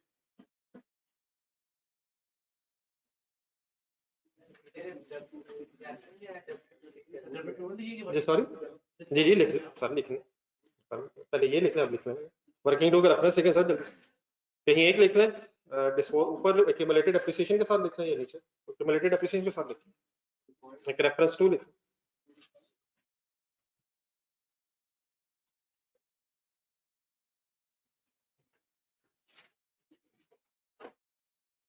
Done है सर? जी एक मिनट, नहीं बाकी एसेट्स की, सारे एसेट्स की मैं बात करता हूँ। अब यहाँ तक जो हो गया जरा उसकी बेस पे जो फिगर्स आ चुकी हैं लेजर्स में, उन फिगर्स की बेस पे जरा लेजर्स पढ़े जरा, वो क्या क्या गया मशीनरी अकाउंट में, क्या क्या आ गया। ब्रॉट डाउन लिख लिया हमने, जो एसेट खरीदे उसको रिकॉर्ड कर लिया, एक एसेट डिस्पोज हुआ उसको क्रेडिट कर दिए, और डेप्रिसिएशन मशीनरी अकाउंट में आनी नहीं है क्योंकि एक्यूमुलेटेड डेप्रिसिएशन का लेजर अलग बन रहा है, शायद ये लेजर बैलेंस किया जा सकता है। ओपनिंग आ गया, साल के शुरू में जो एसेट्स हैं मशीनें वो लिख ली हैं, परचेज लिख ली है, डिस्पोजल लिख ली है, इसको शायद बैलेंस किया जा सकता है, क्या ख्याल है? लेकिन एक सेकंड कर लेते हैं बाद में, दूसरे लेजर पे एक्यूमुलेटेड एप्रिसिएशन, इसमें क्या क्या आ गया? इसमें ब्रॉट डाउन एक्यूमुलेटेड आ गई है, डिस्पोजल की एक्यूमुलेटेड है, इसमें अभी एक चीज रहती है, उसके बाद ही फिर सीडी आएगा। अभी करंट ईयर की डेप्रिसिएशन की एंट्री रहती है, किस एंट्री की बात कर रहा हूँ? एक्यूमुलेटेड डेप्रिसिएशन, डेबिट या क्रेडिट? डेप्रिसिएशन की एंट्री क्या है? डेप्रिसिएशन डेबिट एक्यूमुलेटेड डेप्रिसिएशन, तो फॉर द ईयर की जो डेप्रिसिएशन एसेट्स की वो भी हमने शायद रिकॉर्ड करनी है, किस तरफ आएगी? क्रेडिट साइड पे, फिर शायद हम बैलेंस कर सकते हैं। नीचे आ जाए डिस्पोजल अकाउंट देखें, डिस्पोजल अकाउंट में सब कुछ आगे, इसको बैलेंस किया जा सकता है, लेकिन इससे पहले कि हम बैलेंसिंग शुरू करें मेरा ख्याल पहले डेप्रिसिएशन की एक वर्किंग कर लें। बहरहाल ऐसा से ये भी पता होना चाहिए कि क्या क्या आना था जो आ गया है, और अकॉर्डिंगली फिर अब क्वेश्चन को एंड हो जाना चाहिए। तो मशीनरी अकाउंट भी बैलेंस किया जा सकता है और डिस्पोजल अकाउंट भी, लेकिन मशीनरी सॉरी एक्यूमुलेटेड डेप्रिसिएशन के लेजर में एक डेप्रिसिएशन की अभी फिगर रहती है। डन है सर? आ जाए डेप्रिसिएशन की वर्किंग करें।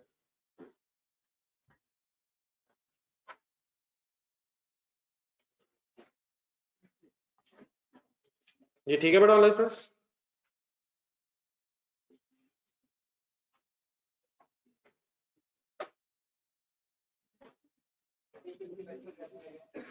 बेटा आप बताएं यार, कमाल हो गया। आप हुक्म करें, क्या रह गया जिसकी वर्किंग करने लगे? किसकी वर्किंग करने लगे सर? उसी की सर, जो करने लगे वही करें। Depreciation for the year ended, depreciation for the year ended 31st December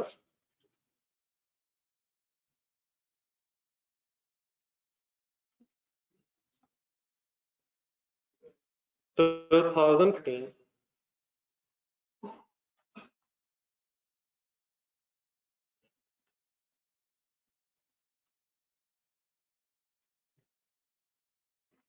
Depreciation for the year ended 31st December 2015.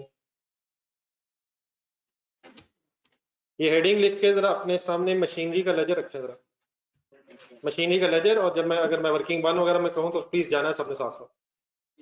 इसका बड़ा तरीका ही होता है, अब depreciation for the year ended 2015 means जो एसेट्स ड्यूरिंग द ईयर जितना जितना अरसा यूज है उसकी हमने अकॉर्डिंगली डेप्रिसिएशन कैलकुलेट करनी है। तो ब्रॉड डाउन देखें कितना, 85,000। इस ब्रॉड डाउन में 3 मशीनें थी, वर्किंग वन साथ रखें जरा, एक नजर देखें। क्या during the year machine number 1 during the year 2015 machine number 1 use हुई, मशीन नंबर 1 यूज हुई है sir machine during the year 2015। Machine number 5 use हुई है, मशीन नंबर 1। मशीन नंबर 1 कब ली थी? 2012 में। 12 में यूज हुई, 13 में, 14 में, 14 में। सही हो गया, सही हो गया, सही हो गया। अब उसे डिस्पोज तो पता नहीं किया।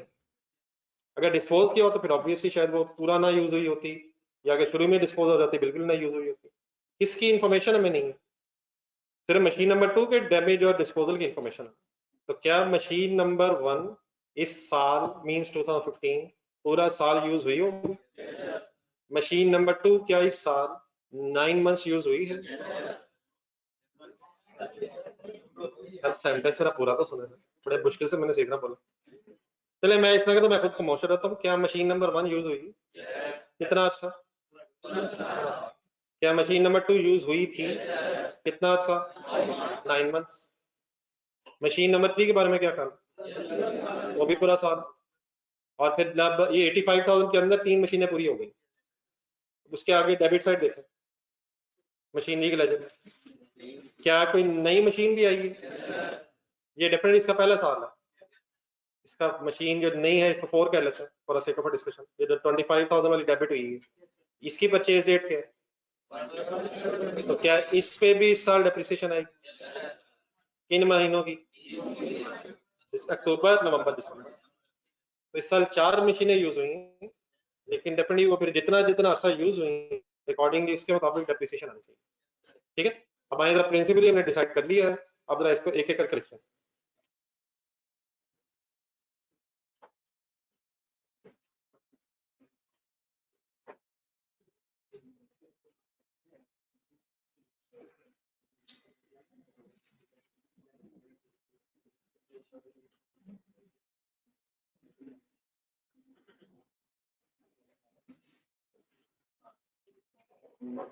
जी ऑनलाइन स्टूडेंट्स ठीक है जी, प्लीज। जी मारूफ साहब। जी बेटा उसको छोड़ दे, वो होगी तो डेफिनेटली वही होगा जो पहले बात हुई थी। अगर फुल ईयर पॉलिसी होती तो वही होना था जो होना था, लेकिन इस वक्त टाइम बेसिस पे करनी, जरा फोकस करके क्वेश्चन पूरा करना। पहले ये कर लें फिर ये छोड़ दें, अगर वो होता तो क्या होता है। इंशाल्लाह अगर ये हो गया तो वो भी हो जाएगा। ठीक है मारूफ साहब, इस वक्त काइंडली फोकस जो हो रहा है टाइम बेसिस पे इस वक्त क्वेश्चन हो रहा है, और फुल ईयर में जब जाएंगे तो इंशाल्लाह वो भी कर लेंगे। ऑब्वियसली फिर वही होगा जो आप कह रहे हैं। जी सर, मशीन नंबर 1 2015 में मशीन नंबर 1 स्पेसिफाई करना, लिख लिख की डेप्रिसिएशन कैसे चार्ज करना। फिगर्स बोलनी है आप लोग, वर्किंग 1 से फिगर्स मिल जाएंगी सारी। Is this first year of machine 1? पिछले सालों से आ रही है। रिड्यूसिंग बैलेंस मेथड है, अप्लाई करें। कैसे करूं? कॉस्ट 50,000 की थी, कितना डेप्रिशिएट हो गई थी? किस वर्किंग से डाटा मिल रहा है? वर्किंग 1 साथ रिलेट करें। 24,400 ऑलरेडी डेप्रिशिएट हो गई थी पिछले 3 सालों में, multiplied by 20% and then multiplied by how many months? नहीं बेटा जाने से 3 डिवाइड ना करें, होल ईयर या फुल ईयर या ड्यूरिंग द ईयर पूरा साल यूज होनी चाहिए। 5120।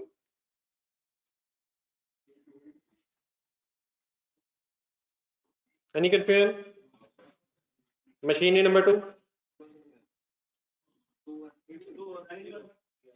मशीनरी नंबर 2 नहीं बेटा 9 मंथ्स यूज होकर डिस्पोज नहीं, तो 9 मंथ्स की डेप्रिसिएशन तो चार्ज होनी चाहिए। उसकी पहले हमने एक वर्किंग नंबर 2 देखा, एक्यूमुलेटेड डेप्रिसिएशन कैलकुलेट करते हुए ना वहां एक वर्किंग करनी थी, लेकिन वो थी एक्यूमुलेटेड डेप्रिसिएशन की वर्किंग। अब उसकी for the year depreciation 9 months की चार्ज होनी चाहिए, तो ये मैं वो वर्किंग कर रहा हूँ।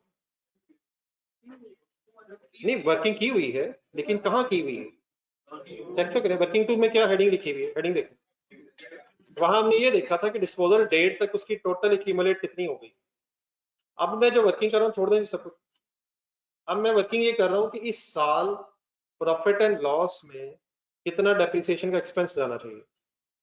क्या 7760 ढूंढो, 7760 के प्रॉफिट लॉस में गया, उसके अंदर जो 2160 है वो तो उसको टोटल एक्यूमुलेट करने के लिए हमने इकट्ठा किया था। अब मैं ये कैलकुलेट कर रहा हूँ कि इस साल एज एन एक्सपेंस कितनी अमाउंट प्रॉफिट लॉस में जानी है। तो असल वैसे भी डेप्रिसिएशन के दो इफेक्ट्स होने हैं, डेप्रिसिएशन डेबिट भी तो होनी है। तो अब ये मैं डेबिट कैलकुलेट कर रहा हूँ। पहले जो वर्किंग हुई वो किस चीज की हुई है, जो डिस्पोजल अकाउंट में जानी थी फिगर एक्यूमुलेट हो, तो ये अलग अलग दो चीजें। मैं अभी कैलकुलेट कर रहा हूँ what is the expense for the year जो प्रॉफिट लॉस में जाना है।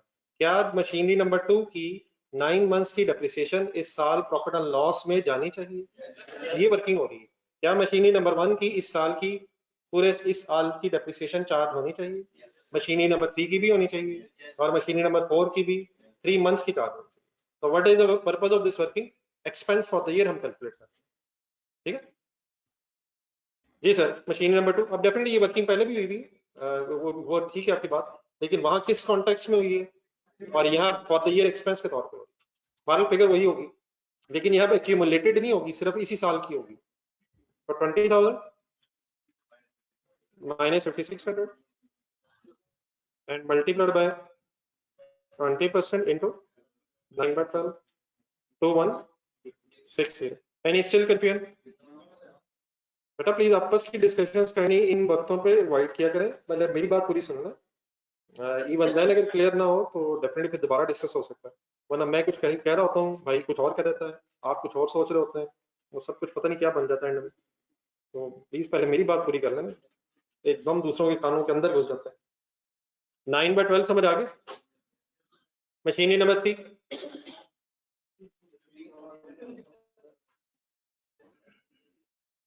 Machinery number 3 sir 15,000 minus 1500 multiplied by 20%. How many months? Full year. We have no other information. 2700. Last one. नई मशीन सबको पता है कहाँ है? एसेट अकाउंट साथ रखना है डेप्रिसिएशन चार्ज करते हुए। जी वर्किंग मशीन नंबर 4 हो गया 25,000। मशीन नंबर 4 का पहला साल है, देयरफॉर पहले साल में रेट कॉस्ट से ही मल्टीप्लाई होगा, ठीक है, इनटू 20% एंड मल्टीप्लाइड बाय अक्टूबर नवंबर दिसंबर। आप लोगों के लिए जरा नई चीज है, मंथ्स गिनना प्लीज। वो ठीक है आपने पहले गिने में भूल गए, पुरानी बातें हो गई, प्लीज काउंट करें अक्टूबर नवंबर दिसंबर। ये ऐसे ही मंथ्स देख के लिखने का कोई फायदा नहीं है, प्लीज काउंट। परचेज होने के बाद और डिस्पोजल होने तक की जो डेप्रिसिएशन है उसकी वर्किंग हो रही है। कंप्लीट करें जी।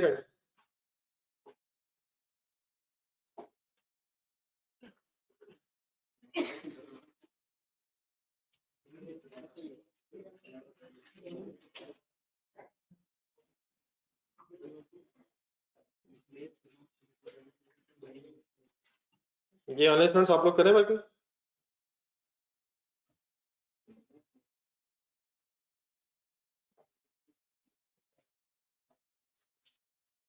जी। Total answer 11,230। ऊपर हेडिंग देख के मीनिंग बताएं इसका, ये क्या कैलकुलेट हुआ? करंट ईयर की डेप्रिसिएशन की एंट्री बताएं। Depreciation debit, cumulated depreciation credit, अपने लेजर सामने रख के पोस्टिंग करें। डेप्रिसिएशन का लेजर रिक्वायर्ड नहीं हमसे, कौन सा लेजर रिक्वायर्ड है? लिखें किस तरह फिगर आएगी, एंट्री काइंडली बोल के लिखा करें। Depreciation debit, cumulated depreciation account credit.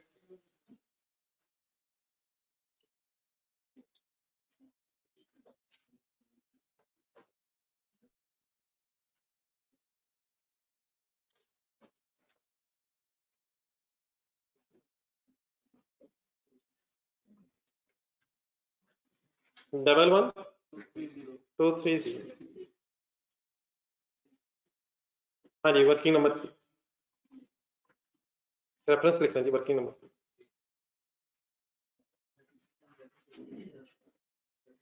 Finally I hope के कोई कंफ्यूजन नहीं करनी रहेगी। 11,230।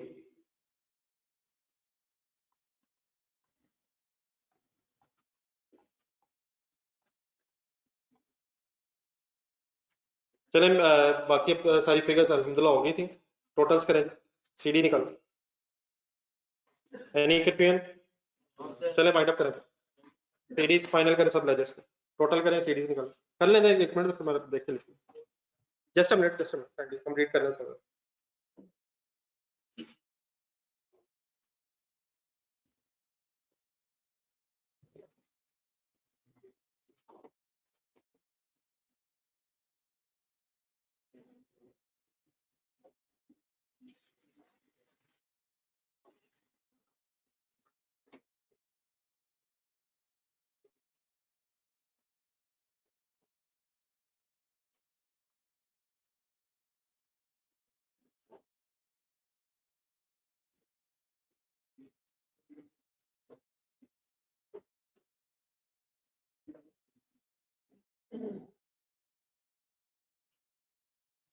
जी मशीनरी अकाउंट में क्लोजिंग बैलेंस बनेगा 90,000 डेबिट बैलेंस।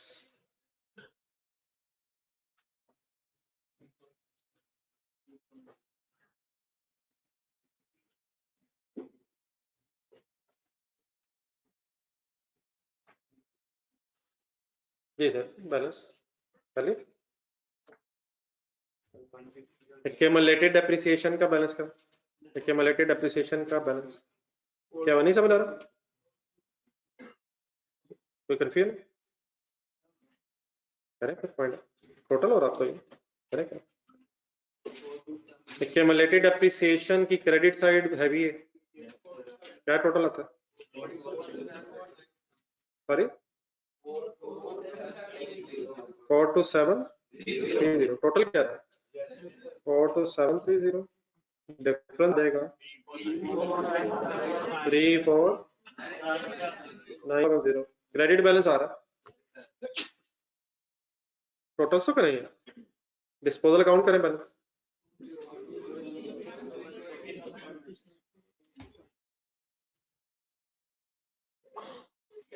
तो 0160 है, क्रेडिट साइड ज्यादा है, सही देखिएगा प्लीज, क्रेडिट साइड का टोटल 160 ज्यादा है, गेन बनता है लॉस बनता है, देखें इसके साथ सब कुछ,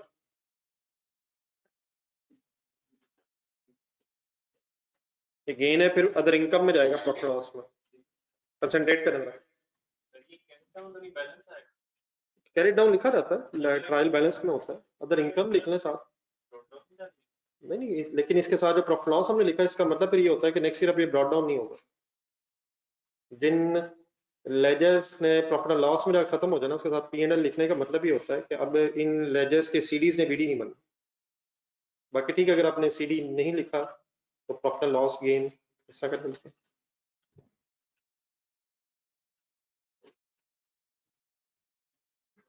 जी सर, गेन बनता है लॉस बनता है, वर्किंग होगी, एक वैसे क्लैरिटी करें जरा, अगर नोट हो गया सारा कंप्लीट हो गया, बस अपने कैलकुलेटर पे लिखें 20,000 कॉस्ट डिस्पोजल अकाउंट, इसमें से क्यूमुलेटेड डेप्रिसिएशन जरा माइनस करें 7760, 7760, ये क्या कैलकुलेट करवाया मैंने, WDV है ये, WDV है, इस WDV को जरा 12,400 के साथ देखें, नहीं वैसे ही देखें, वैसे ही देखें, मैं सिर्फ ये क्लियर कर रहा हूँ कि WDV ने असल में कैश से कंपेयर होना था, तो कैश इज मोर बाय ₹160, तो वही गेन, लॉस कब होता है, cash is less than the WDV, तो यहाँ असल में WDV बन रही है कॉस्ट और एक्यूमुलेटेड डेप्रिसिएशन नेट होकर, WDV स्ट्रेट अवे इसलिए नहीं लिखी हुई क्योंकि asset account was at cost, done है जी प्लीज, आई होप कि क्लियर हो गया जी, क्वेश्चन तो अल्हम्दुलिल्लाह कंप्लीट है, लेकिन वर्किंग नंबर 3 पे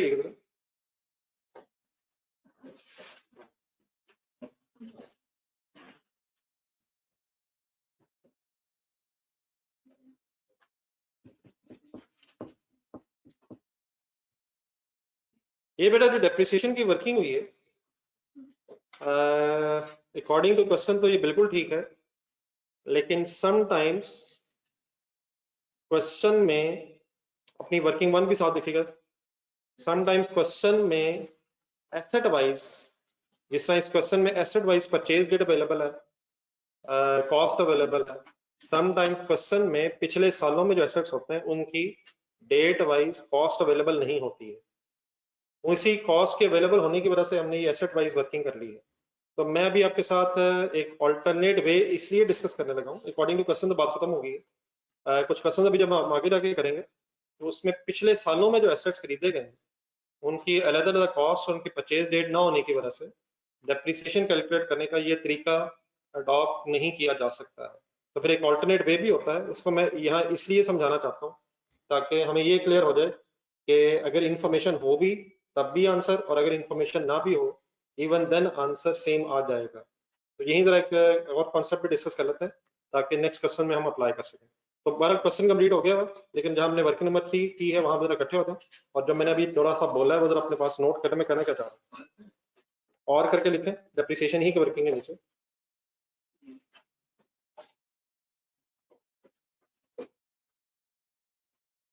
कैलकुलेशन ऑफ डेप्रिसिएशन, वैसे परेशान ना होइएगा, बिल्कुल सिंपल सी वर्किंग है। अगर एसेट वाइज ब्रेकअप ना हो इवन देन ये वर्किंग हो सकती है। Calculation of depreciation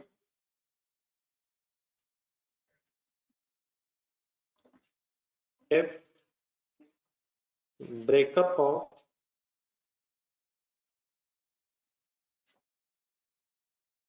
all assets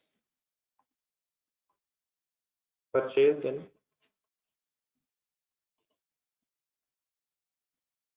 previous periods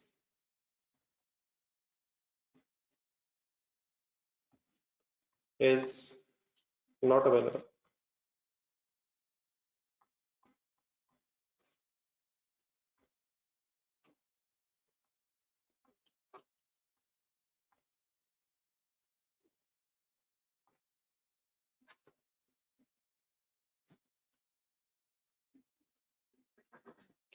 Calculation of depreciation if breakup of all assets purchased in previous periods is not available.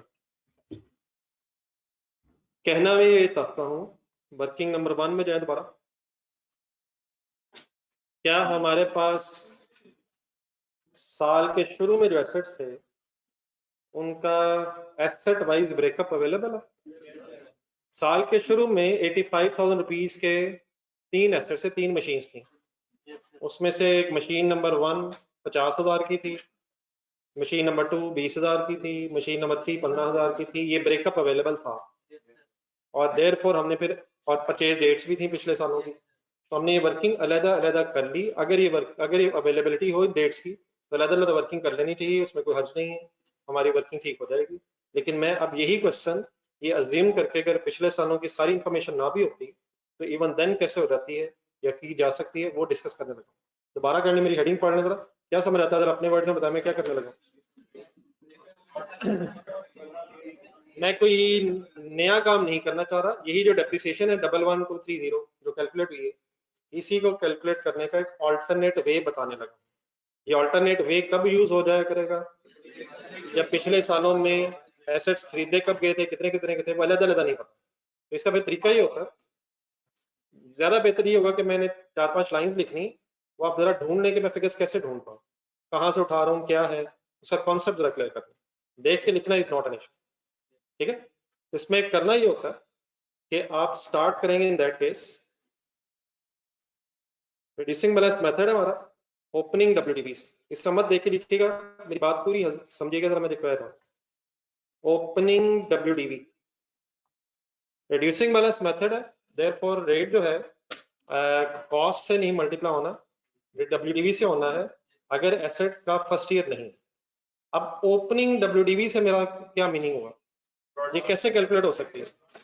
Opening cost minus opening accumulated depreciation. तो अपने जरा machinery का laser देखो,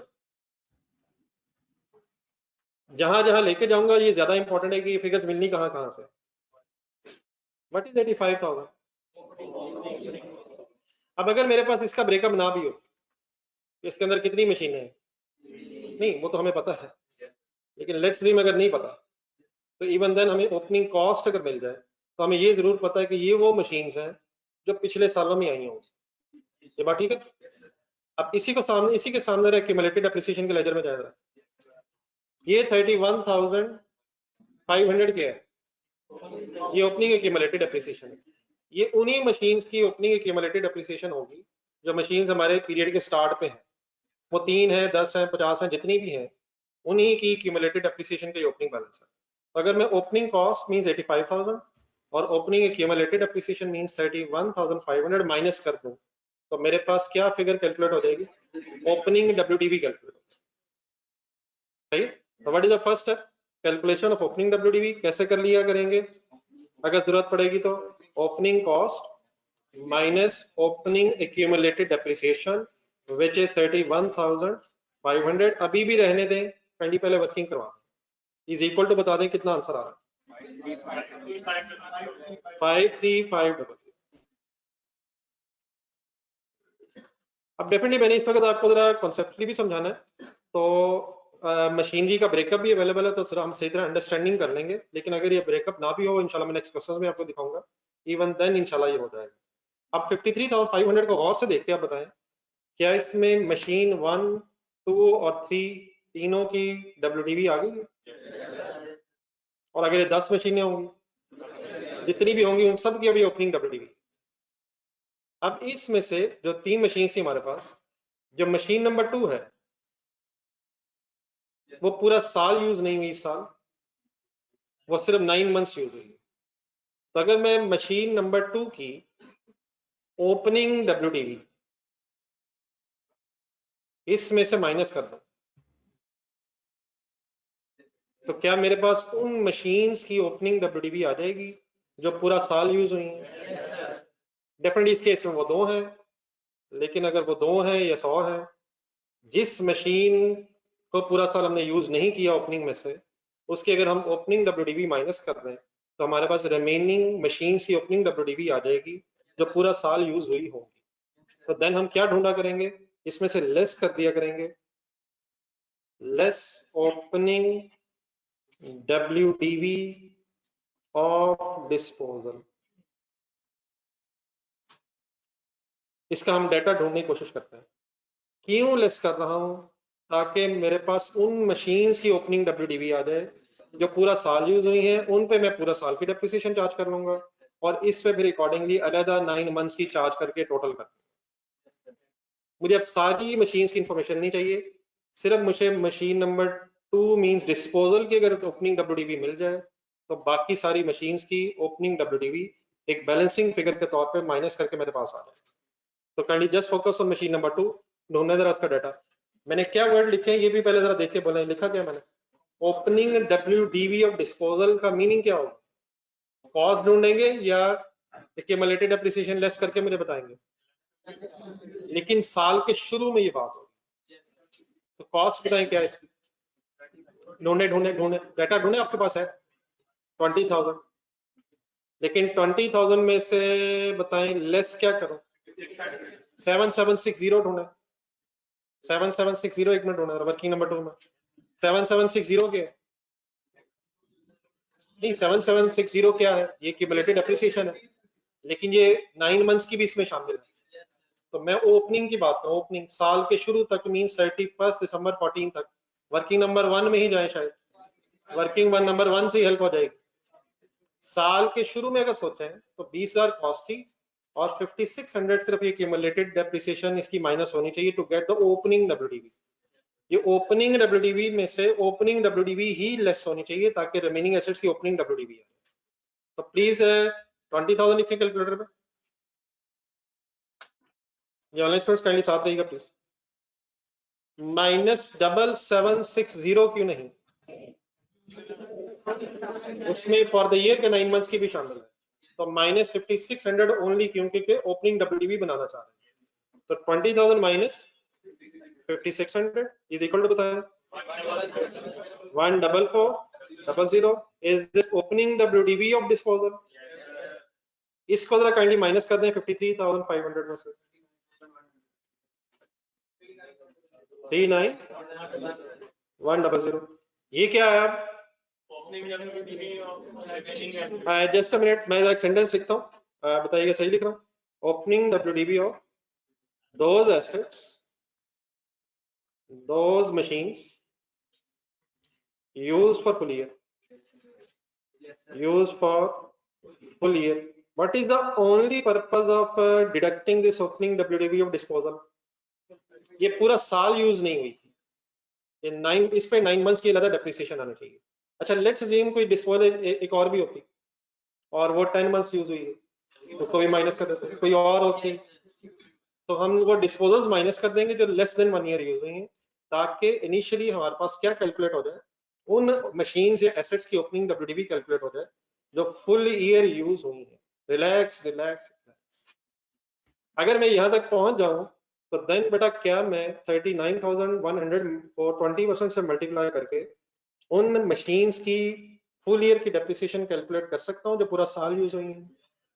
reducing balance method है, WDV से इसलिए rate लगा। एक मिनट जरा सॉल्व कीजिएगा। किससे मल्टीप्लाई करेंगे आप? किससे मल्टीप्लाई करेंगे? नहीं, किससे करेंगे? 39,100 इंटू 20%, आंसर है आपका 7820। बात अभी मेरी खत्म नहीं हुई। आपको पता है 7820 में किस किस मशीन की डेप्रिसिएशन आ गई है? 1 and 3 according to question 1 and 3 की। और अगर हमें 1 and 3 ना भी पता हो तो उन सब की आ गई है जो ओपनिंग एसेट्स थे। अब आप ये सोच के बताएं इसमें अभी किस किस की नहीं है? इसमें भी डिस्पोजल की भी नहीं है और एडिशन की भी नहीं। एडिशन की भी नहीं। एडिशन की क्यों नहीं? वो नहीं, एडिशन तो है ही साल, तो ओपनिंग एसेट्स में मशीन नंबर 4 तो नहीं होगी। तो इसमें अगर मैं एडिशंस की डेप्रिसिएशन भी और डिस्पोजल की भी प्लस कर दूं तभी आप इंशाल्लाह देखिएगा कि हमारे पास सेम आंसर आ जाएगा। तो देन हम क्या किया करेंगे, जब फुल ईयर की डेप्रिसिएशन कैलकुलेट कर लेंगे ओपनिंग एसेट्स पे, तो प्लस इसमें कर दूंगा डेप्रिसिएशन ऑफ डिस्पोजल और सेम वर्किंग होनी है। डेप्रिसिएशन ऑफ डिस्पोजल कैसे फाइंड आउट करो? पता है आपको? वही वर्किंग नंबर 3 अपनी देखें ओरिजिनल वाली, आप बाद में लिखिएगा, पहले पुरानी फाइनल करें। 20,000, बल्कि अगर आप थोड़ी सी हिम्मत कर लें तो शायद एक फिगर आई भी ऊपर ढूंढना जरा। ये 14,400 है। 14,400 वही तो नहीं है कहीं जिसको माइनस किया था? तो दोबारा देख लेते हैं बड़ा, लेकिन शायद टाइम वेस्टिंग है। 20,000 माइनस 5,600 ही किया था इंटू 20%, और इस पे कितने मंथ्स की? 9/12। आंसर बताएं। तो 160। और फाइनली किसकी बस डेप्रिसिएशन रह गई? किसकी रह गई सर? डेप्रिसिएशन ऑफ एडिशन, नया एसेट जो है उसकी फिगर कैसे सॉल्व करो? 25,000 multiplied by 20% into 3 divide by 1250। Kindly calculator पकड़ना जरा। कौन सी 3 फिगर सम करेंगे आप? 7820। 7820 पूरे साल यूज एसेट्स की WDV, सॉरी ओपनिंग से जो एसेट्स आ रहे हैं उनकी depreciation plus disposal plus addition. Answer क्या है? 11230। समझ आ गया कब सबको? तो डेफिनेटली ये दोनों काम करने जरूरी नहीं है। ये काम कब जरूरत पड़ती है? अगर पिछले सालों में सारे एसेट्स की डेट वाइज हमारे पास ब्रेकअप की इंफॉर्मेशन ना हो। बहरहाल फिलहाल लिख लें, डेफिनेटली फिर हम नेक्स्ट क्वेश्चन में देखा करेंगे कि क्या हमारे पास अलग एसेट्स की वर्किंग करने की ऑप्शन मौजूद है। अगर है तो ठीक है, अदरवाइज फिर हम अदर वर्किंग कर लेंगे। बात समझ आ गई सबको? पहले ये बता दें कंडीशन समझ आ गई क्या होगी बात? हेडिंग लिख ली थी आप लोगों ने नॉट अवेलेबल तक? चलिए आगे वर्किंग लिख। जी ऑनलाइन स्टूडेंट्स आप लोगों ने की वर्किंग?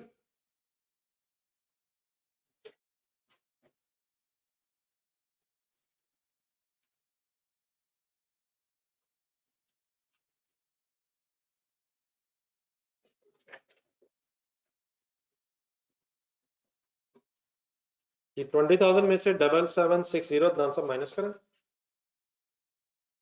20,000 में से 7760 माइनस करेंगे तो डिस्पोजल की फाइनल WDV आ जाएगी।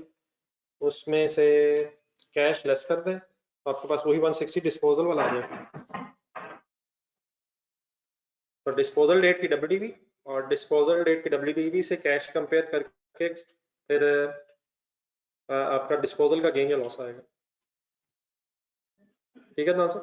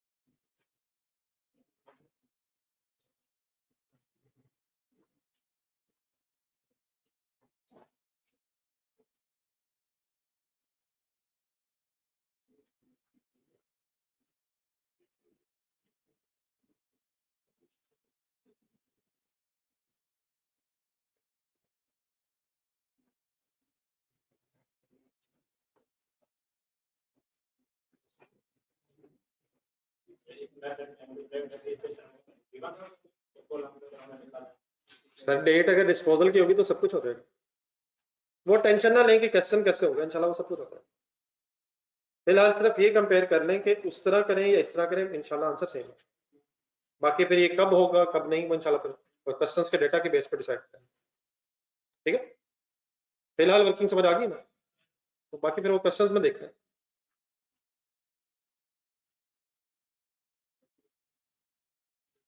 अब इससे तो नहीं ना कि कोई भी डाटा ना हो, ना डेट्स हो ना वो हो, हवा में तो नहीं सवाल होगा, कुछ ना कुछ होगा। तो अगर वो ना हो तो ये इस तरह कर लेंगे, और अगर डेट्स मिल जाएंगे तो वैसे कर लेंगे।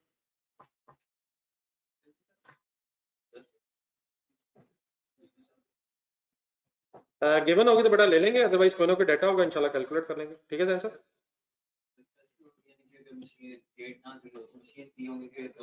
मेरा ख्याल है इस वक्त हम ऐसे परेशान हो रहे हैं, अगले क्वेश्चंस में कैसे होगा ये मेरा ख्याल है अगला क्वेश्चन देखेंगे, क्या ऐसे हो सकता है, बस ये क्लियर करना। फिगर सेम आ रही है, अब वहां कैसे डाटा दिया होगा मेरे ख्याल ऐसे हम अपने आप को परेशान कर रहे हैं, जब हम क्वेश्चन पढ़ेंगे पता चलता है।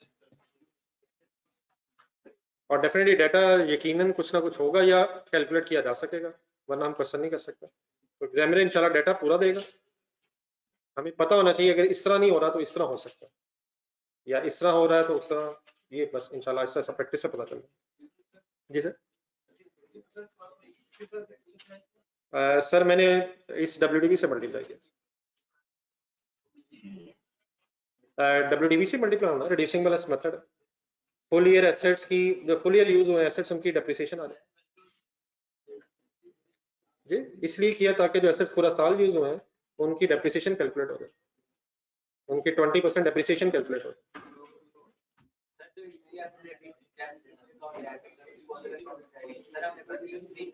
वर्किंग टू की, उसके लिए वर्किंग टू की, accumulated depreciation debit disposal account credit के लिए वर्किंग नंबर 2 की, वर्किंग 3 तो फॉर द ईयर एक्सपेंस के लिए की है। आप एंट्री बोले ना, वर्किंग नंबर 3 में 11230 जो है उसकी डबल एंट्री क्या है, डेप्रिसिएशन डेबिट और एक्यूमुलेटेड डेप्रिसिएशन क्रेडिट है, तो उसका तो डिस्पोजल अकाउंट से कोई ताल्लुक, depreciation debit accumulated depreciation credit, उसका ताल्लुक है डेप्रिसिएशन से और एक्यूमुलेटेड डेप्रिसिएशन। अच्छा सर, हमने करना ये कि अभी घर के लिए मैं होमवर्क इसलिए नहीं दे रहा कि शायद एक क्वेश्चन कल हम और ज्यादा अच्छा से कर लें, लेकिन ये जो क्वेश्चन किया है इसको काइंडली फिगर वाइज सारा, मैं ये तो नहीं कहता दोबारा अटेम्प्ट करें, आइडिया तो बस यही है एक दफा दोबारा खुद से फिगर्स लिखने की कोशिश करें, लेकिन कम से कम सारी फिगर्स कैसे कैलकुलेट हुई हैं कहाँ से आई हैं ये रिवाइज करना मस्ट बनता है। क्या ख्याल है? तो जाएं आधा पौना घंटा जरूर घर में दें, यही चीजें अगर सही तरह क्लियर होंगी तो आगे बढ़ते जाएंगे, वरना फिर डेफिनेटली पिछला अगर ना हो तो आगे भी मुश्किल आएगी। ठीक है, तो मैं एक्सपेक्ट करूंगा कि आप घर जाके रिवाइज कम से कम जरूर करेंगे। ठीक है ऑनलाइन स्टूडेंट्स सर, ठीक है जी, अल्लाह हाफिज़, थैंक यू।